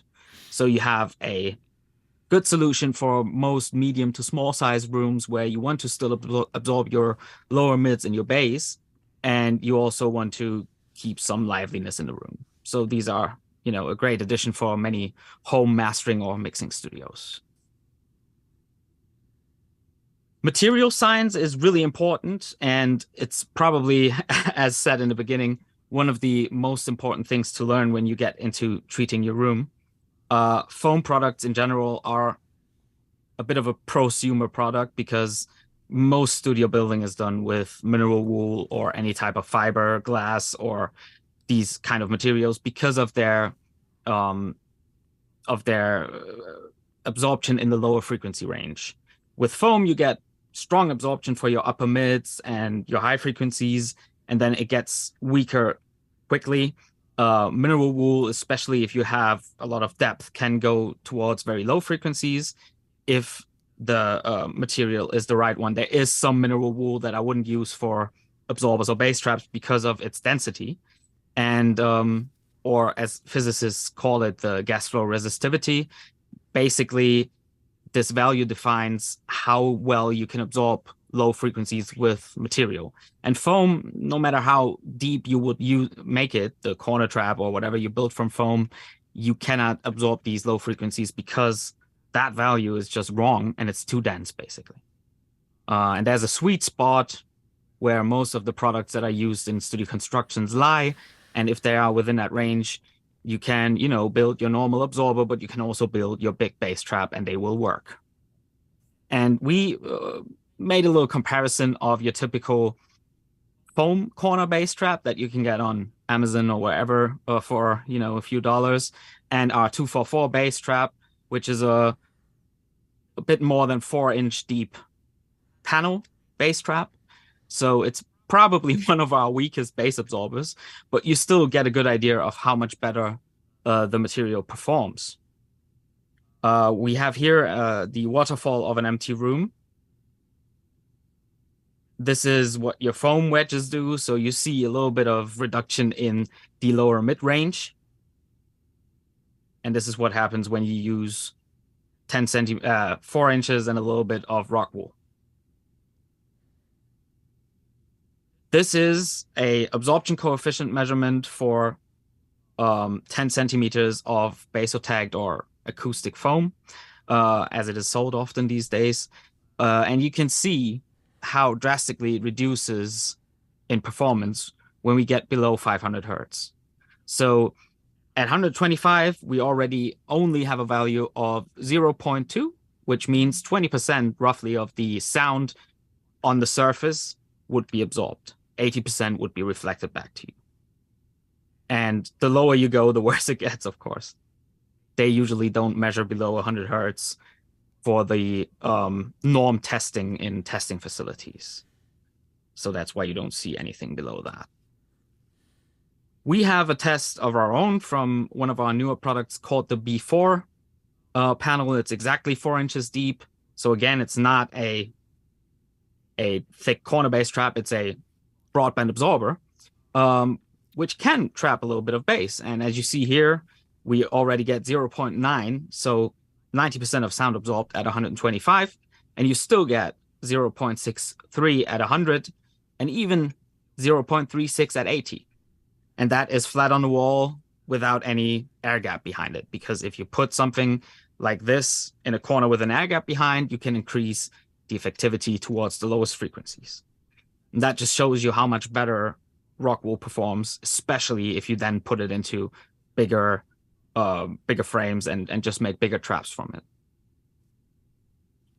This is a typical layout of how we would treat a control room, just to give you a first idea. Around the listening position, you can see we use absorbers, broadband absorbers, sometimes thicker, sometimes thinner, really depending on the situation and the dimensions of the room. We do have a free advice service. So what we do is we look at each room separately and give people an idea of what we would recommend for their space. And, depending on your room dimensions and your measurements, maybe your SonarWorks graph, we can then say, okay, this is probably your sidewall issue as seen before. You want to use something deeper on your sidewalls. In the corners, you have tri-traps, which are triangular corner traps. And on the ceiling, we have soffit traps. They are square, and you can basically hang them around your ceiling to add more bass trapping to your room. Often, for a really high standard, you would want to have something like this. If it's a mastering or a professional studio, it will look something like this. Of course, if you do less, you still get improvements. But if you want the high-end studio room, you will end up with something in that range. On the wall behind the listening position, we also want to have a deeper trap, depending on what we can fit there, and also the moat we have between your front and back wall, and some diffusion, for example, to open up the room a little bit and make it sound wider, bigger, just give it a bit more like an icing on the cake, a bit of nice sounding reverberation. And then, depending on the use of the room and your preference, we can treat it in separate ways and add, things In this case, we have some bass traps on the front wall as well to absorb for SBIR issues, or the woofers on the side of the speaker. Depending on your situation, we will come up with a design. I have more about this in a second. So this is just a little sneak preview.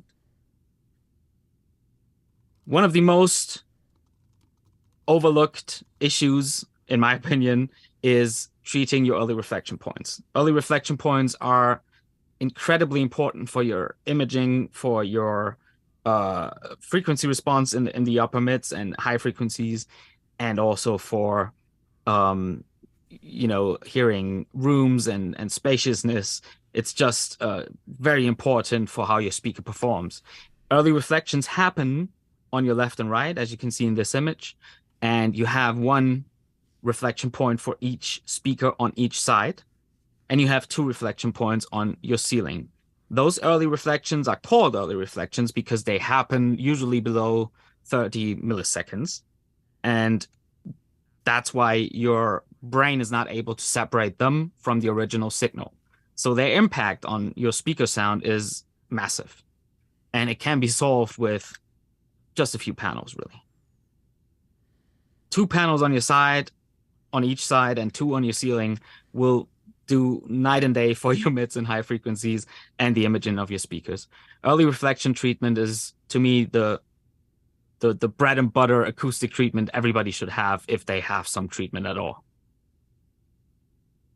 And here you can see it in an example. Depending on how far your speakers are apart and how large your room is, we want to position them. There's a very simple trick to finding your early reflection point on each wall. It's called the mirror trick. You basically have someone walk down the wall with a mirror in the hand. You sit in your listening position, and whenever you see the tweeter from your speaker, you can say, this is one of my early reflection points.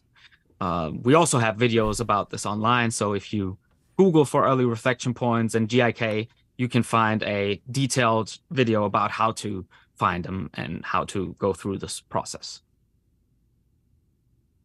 And you can see the impact of treating your early reflection points really well in an impulse response.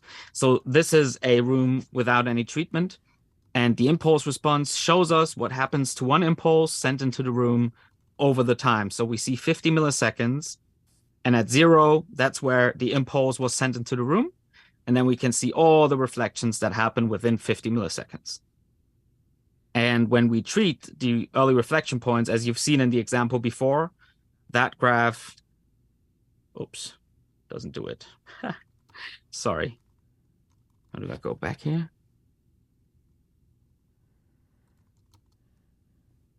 Sorry, I can't show you. I'm sorry about that. I'll have to.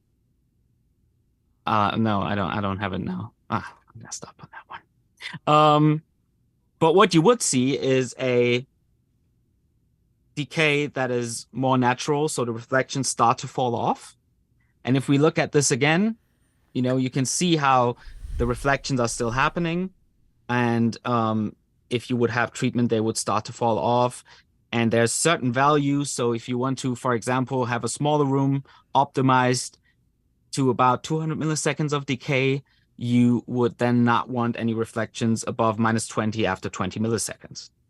And those rules of thumb can give you an idea of how much treatment you also need to bring down your reflections. The rear sidewalls, as I mentioned before, you can put diffusion here. That's anything after your early reflection points. So in a bigger room, I would go for diffusion. In a smaller room, I would go for absorption combined with diffusion, because we still want to absorb lower mids and lower frequencies. And, there's different types of diffusion. If someone prefers a very dry room, you would maybe just want to go for more absorption, because it's very individual. It's not like you could give a real, rule on how much absorption a room should have, or should it be drier or not. It's really personal. So I have done rooms that have only about 100 milliseconds of reverberation, and the client is really happy with that, even though they're not that small, but it just worked out for them. and others want a lot of diffusion and liveliness to their control rooms still. It's not the most modern thing to do. Most modern control rooms are very dry, but to each their own, and whatever works for the end result is what we do. This is also a part where experimentation comes in. So sometimes you might have someone who, installs absorbers there and then finds it's too dry. You exchange them for diffusion, and then they have a better result for themselves. This is like the X factor of treating any room, and knowing what you want up front is a little bit impossible. So sometimes you have to adapt to whatever happens in the process. The back wall, as I said before, it's the back wall mode, back and front wall mode is very strong. And it usually has a large impact. And that's why sometimes we want to look at absorbing that mode, or, the octave of the mode, or the third. We can do that with broadband absorbers or broadband bass traps. And sometimes we also use tuned bass traps on the back wall, because in most rectangular rooms, the back wall mode will also be your lowest mode. And thus, you want to make sure you absorb it properly. And that's where I use a lot of tuned traps, is on the back walls of control rooms, because often you end up below 40 or around 40, and then that's just a lot of energy at a very low frequency. And tuned traps make a lot of sense for that. And then some diffusion to just give back a little bit of feedback from the room to the engineer. It's not everyone that wants that, but a lot of people want that, because it feels weird to sit in a room where you don't get any feedback from your room, and you just feel like as soon as the sound leaves you, it's gone. But again, some people think that's the way it should be, and work well in these rooms. It's very personal. The front wall, it's a bit of a weird one, because you will often see diffusion here, and diffusion isn't really what I would do on the front wall. And I can tell you why you see diffusion. Many studio designers will add diffusion on the front wall for so-called self-noise cues, which means we want the engineer, producer, musician to still feel like they're inside a room. And because the room is very absorbed, having some diffusion here gives back some life and some, room tone. And that's why designers do it. It has nothing to do with your speakers. They don't interact with your diffuser on the front wall. Normally, your studio speaker does not output any high frequencies to the back, only lower mids and bass, or just bass, depending on size. And so diffusion here is really more of an add-on, can be visual. Many people like the visual aspect of it, but mostly what we care about is the aforementioned SBIR. So if we want to really improve a room well, that's also something we look into. Sometimes pushing the speaker really close can be an option. Sometimes you want a big bass trap behind your speaker. Sometimes the speaker will be angled in far enough to be in front of the corner trap. And then you don't need anything, because the corner trap is already quite deep and you absorb the SBIR issue. And sometimes the SBIR issue isn't an issue. But as a rule of thumb, the only thing that really makes sense on your front wall is bass trapping. Anything else, only for self-noise cues or your visual aspects. If you're a fan of looking at something nice, a nice diffuser on your front wall is surely not a problem. It's just not really active with your speaker. And then we have the corners. In the corners of your room, you get the biggest bass buildup, and that's a good space to absorb your bass problems, your modes. You can weaken them and their effects. And, depending on budget and size of the room, we want bigger bass traps, of course, that can absorb very low, or maybe a medium bass trap is enough. The bigger your room, the lower your room modes will go or shift.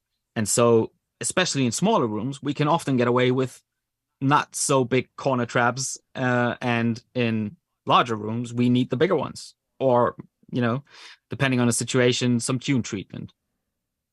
You want to ideally fill every corner of the room, and ideally also use your ceiling corners, or even the area, as we heard before, between the floor and the wall.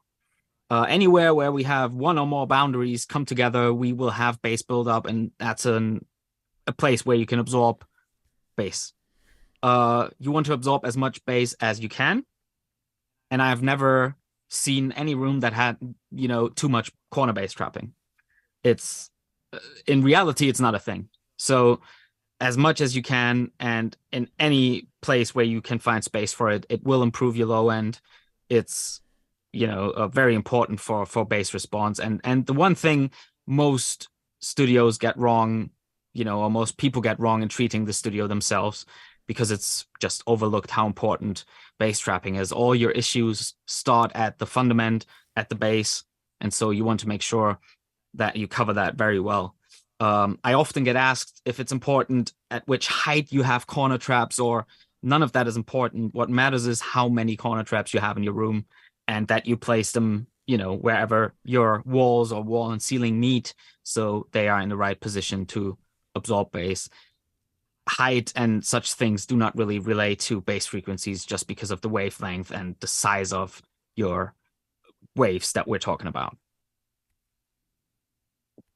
So here got a little before and after what happens when you put corner traps into a room, and you can see that on a waterfall. So at the top you see the untreated room, and at the bottom you can see the treated result, which basically the mode moves backwards. You can see it's not ringing out as long as it did before, and so we're reducing the problematic effects that you get in the low end on your frequency response. So what we do here is really just take out energy that otherwise would have come back to you and create some interference. No matter if it's a peak or a dip, it always relates to that energy that, shouldn't be in the room in the first place, or should at least not come back to your listening position.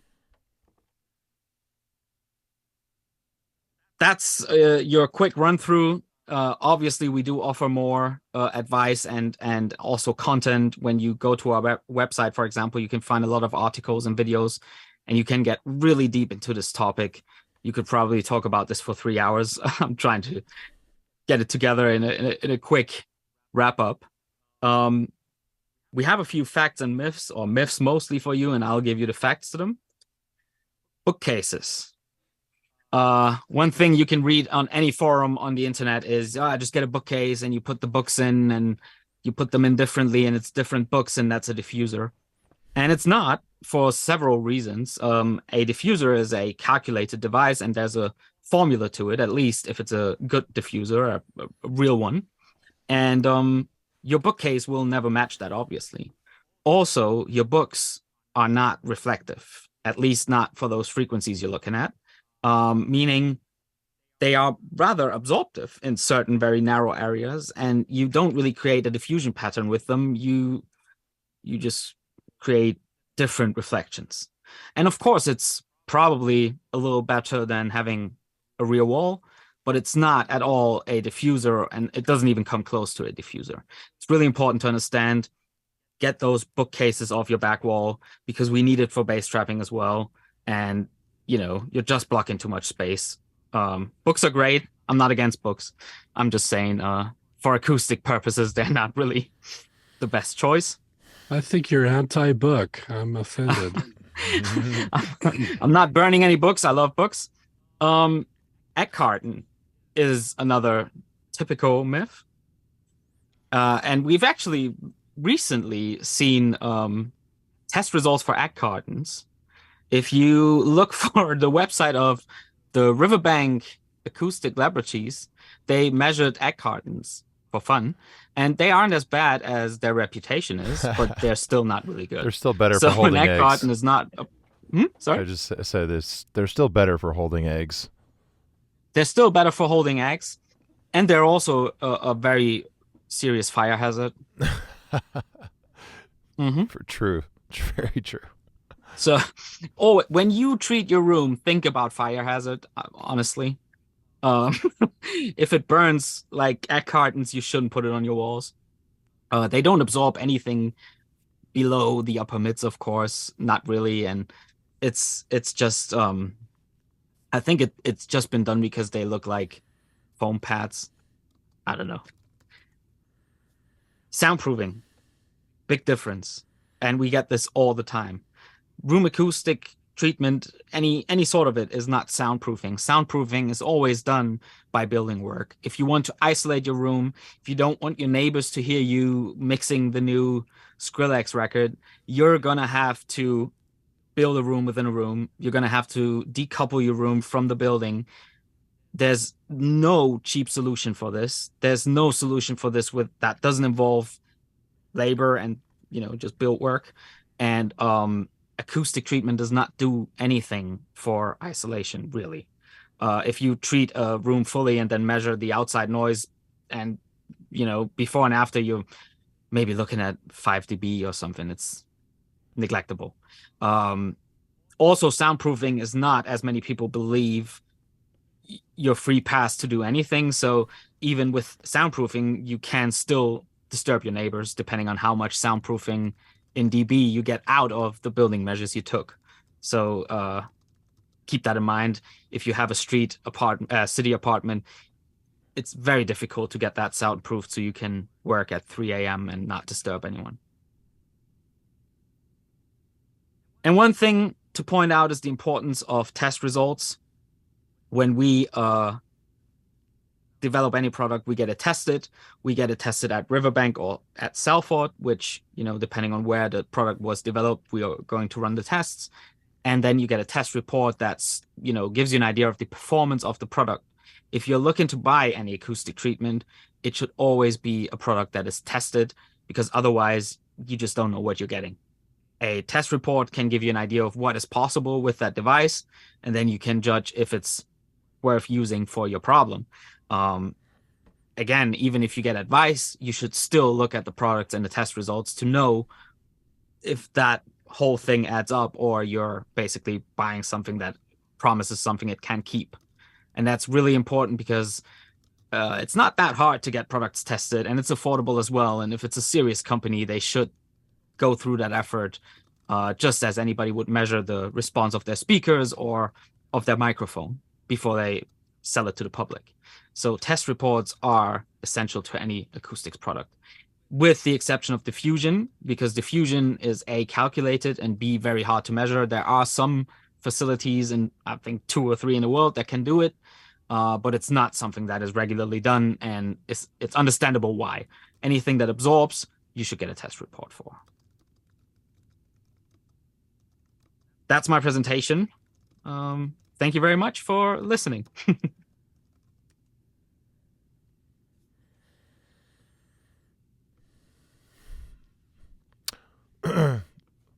Awesome.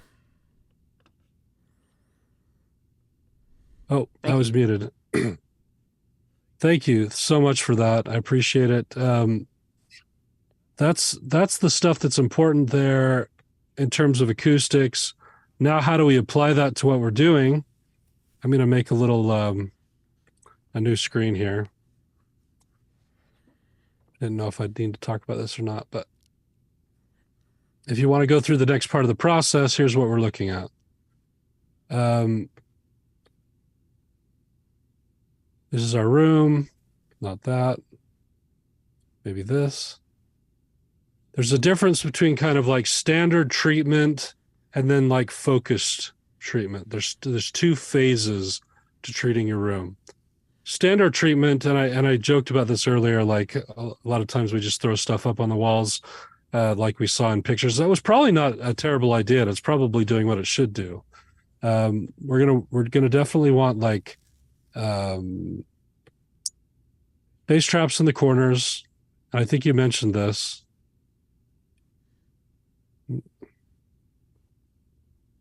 We're starting with bass traps in the corners.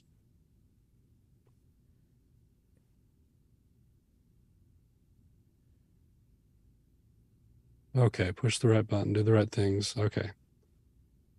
At very least, right? This is just kind of like minimum starting point. Oh boy. Oh boy. Let's pretend that's in the corner. And then we're going to do at least 2 panels. Let's pretend this is a panel here. Panel here. And here. And here. Why are we doing this? These are our early reflection points. So if we have our speakers like this,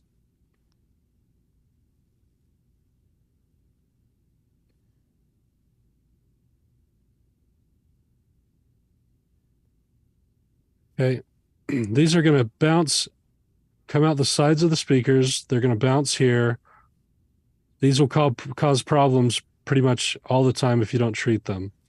So even if you only had one panel there, it's better than nothing. Usually you need two to cover the amount of space it needs between you and the listening position, right? So say we're, this is our listening position. We're not right up against the speakers. We're back here somewhere or whatever. These are wider. This isn't to scale, but these are going to catch those, right? And then if you could put something above you, you recommend above you too, right? Yeah, basically above you or on the ceiling in front of your speakers. So the area between you and your speakers on the ceiling is where you get most of the early reflections. So it's going to reflect off the ceiling, right, and back down to you. So this is kind of like your standard setup. If you want to go a little farther and put bass traps in the back corner, now we're going to get an idea of what's going on. So if you, like I said earlier, if your walls are blank, you could do a SonarWorks reading. Just know you're probably going to need to do at least this much. But then if you do want to just like get started, do this much, do your SonarWorks reading, and then we're going to see what else is the problem. And a lot of the problems are going to be bass problems, like we said, maybe a dusk reflection problem in the 700 to 1K range. But that's usually going to be about adding bass treatment, nice thick bass treatment to the front and back wall. Is that your experience, Lucas? Yeah, absolutely. It's what it just mostly ends up being.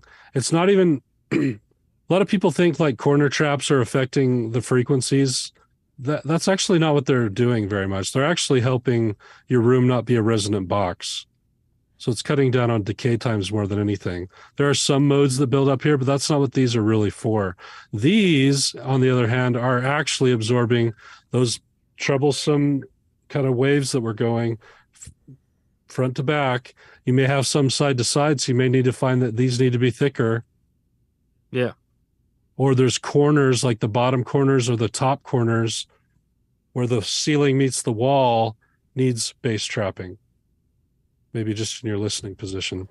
So that's kind of your mode for tackling it. Get the standard thing done, and then use SonarWorks. Find out what those spots are that are troublesome. Look it up on AMROC. You're going to see if it's a side one, if it's a length one. You're going to see if it's a corner one, like Dane's was on the floor. You'll see that if you use AMROC correctly, and then you start just solving those problems. The standard is at least get your SonarWorks reading within plus or minus 6 dB of flat. If you can get SonarWorks within plus or minus 6 dB of flat, when you apply SonarWorks, the algorithm is going to work really well. It's going to pull you really close to accurate. If you can get it within 3 or 4 dB, even better. That's like a mastering grade room, and you'll just hear stuff so cleanly. So don't waste your time on more than you need. Do the bare minimum at first, and then target problems. If you're not getting these front to back problems, you don't need to put treatment there. You may need treatment on the sidewall, so don't necessarily spend the money to do this stuff unless you find out that you actually need it. Okay, and that's the whole point of this. Any questions about any of this? We kind of do a short Q&A on this.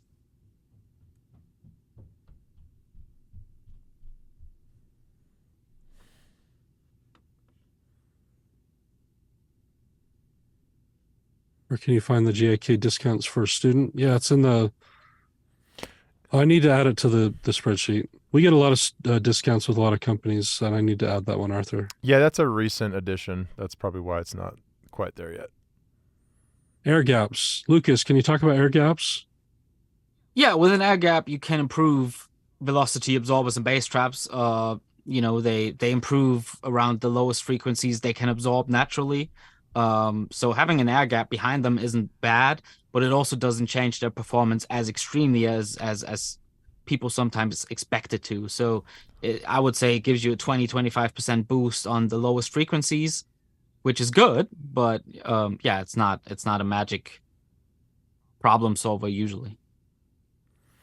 Yeah, and from what I understand, Lucas, it's you're basically diminishing returns after an equal air gap to the size of the actual panel's thickness, right? Yeah, absolutely. That's really what it is. So if you have a 4-inch panel, 4-inch air gap is the maximum I would recommend. Otherwise, you lose too much space for too little return. Return, right?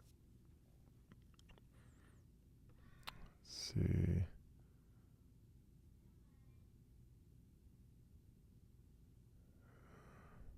Someone asked about carpeted floors and large desk top surfaces. Carpeted floors will diminish your bass frequency response a bit. So the more you can connect your speakers to the hard floor, the better bass response you're going to get. Carpet diminishes that and diffuses that a little bit. So it's not the end of the world, but it is going to affect your bass a little bit. Large desks, you'll likely have problems. There are treatments you can put on desks. You can also try tilting your desk slightly. I can't remember the angle, 6 degrees or something like that can really help you.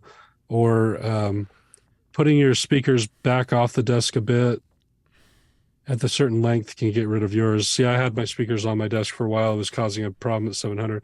I moved them back and it took that away. With your keys, Caleb, is that your? Yeah. Nice.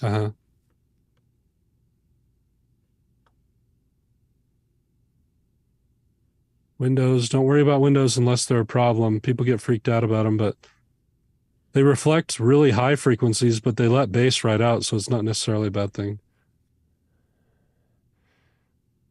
Paul, in your case, you could do that, right? So you could try the calculations first, and then go from there and walk around your room just to see if it's working, if it happens to be working. But yeah, the test I did would probably be better. Guitars hanging on walls, not a problem, unless it's taking up prime real estate for absorption you need or diffusion you need.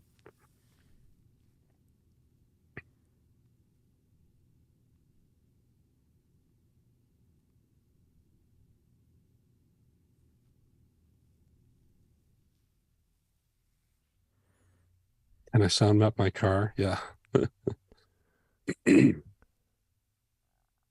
Bryce, it will play a little bit of trick on your ear, but some people just throw a blanket over it. I wouldn't worry about it too much. Cement floors are not bad. They can be as good as hardwood.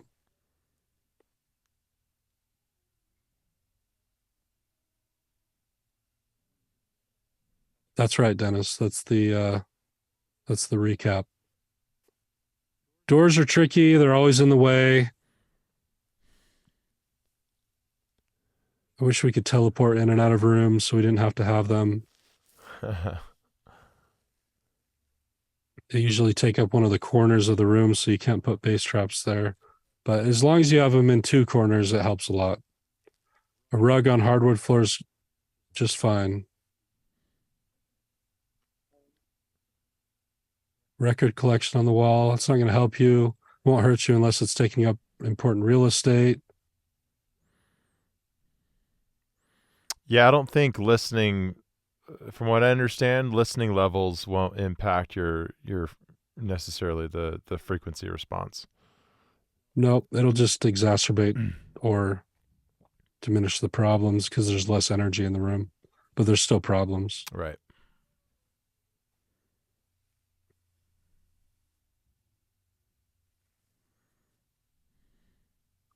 Set it off with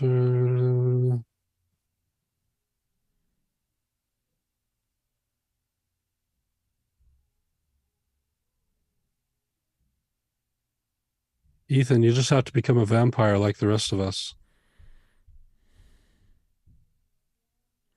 No bass traps for vocal booth. Not necessary. If you do your room right, you won't need a vocal booth. Yeah.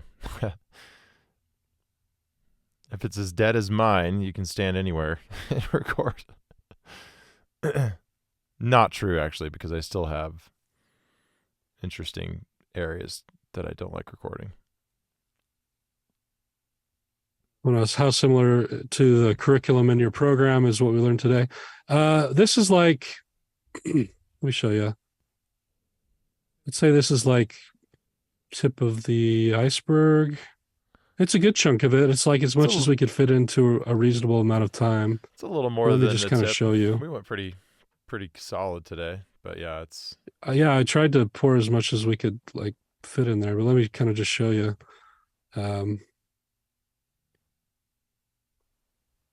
So if we go to the school platform for the reverse engineer, you see, the kind of community that I was talking about. I love all the engagement. If you're kind of wondering about the program still, like you can just get a peek behind the curtain here really quick. This is our forum here. We also have a wonderful Lucy War. She's our student success specialist. So she'll walk you through and keep you on track all the way through the process. Make sure you're engaging, make sure you have everything you need to be successful. She'll be with you through the entire process. In terms of the content, like this would be taught in the mastering portion of our program. And this would be week 3. This is a long week. It's a beast. Some of our students call it Hell Week. We probably talked about like the first half of this in less depth than is here, but overall the ideas are here. But you can see this is going to go, I mean, if you're thinking about the value of the program and you get a lot out of just a few hours with us, that's just one half of one week of the learning. This is 9 weeks for mastering, 9 weeks for mixing, going into everything, vocal production, space, reverb, reverse engineer. We're going to, by the time we get to production, it's so cool because we don't need to teach the tools anymore. We don't need to teach any of the technical stuff. So a lot of production courses are like, here's how you shape sound. We don't have to do that because you know exactly how to shape sound. We get to talk about stuff that's on a very, very deep level, which is all emotion. We talk about movement and atmosphere and character. Our students really love this stuff. It's been really fun to build this because this just doesn't exist out there. There's nothing like it. You can see from our calendar, we have Q&A calls every week with mentors. I guess I'm pitching a little bit of the program again. If you're on the fence about this, just go ahead and book a call really quick. We'll open up a few more slots if anyone's still interested. And Nick's right. Nick, you're such a good advocate of the program. I'm sure they think we're paying you. It's a lot of mindset stuff because really the technical part is easy when your mind is right. But minds are wrong so often. And we deal with not only like psychoacoustic mindset problems, but also just personal problems with what we call in our program shadow mindsets, which is like imposter syndrome and thinking we can't do enough and over criticism of our work. And we get to a place of real zen in here. When you do that, you can absorb all this so much more. If that's up your alley, this is the right place for you. So just wanted to share this. I am sharing my screen, right? Okay. Not just rambling on incessantly. Anyone have any questions more about our program or about acoustic treatment or about any of that? Someone did ask just about like time engagement with the program. It's go at your own pace, which is a nice thing too. Yeah. You want to just be consistent. That's the key. You can do a little bit every day and get through it in a year, but I think consistency is key because when you're not consistent, you kind of forget stuff. So even if you have to do a little bit, you don't need anything yet. Manas, you can just, we'll help you get started with what you need. So just book a call.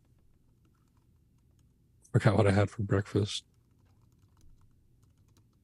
Yeah, we talk about Rue as well. Rue EQ Wizard, which is going to help you with your waterfall graphs, in addition to SonarWorks.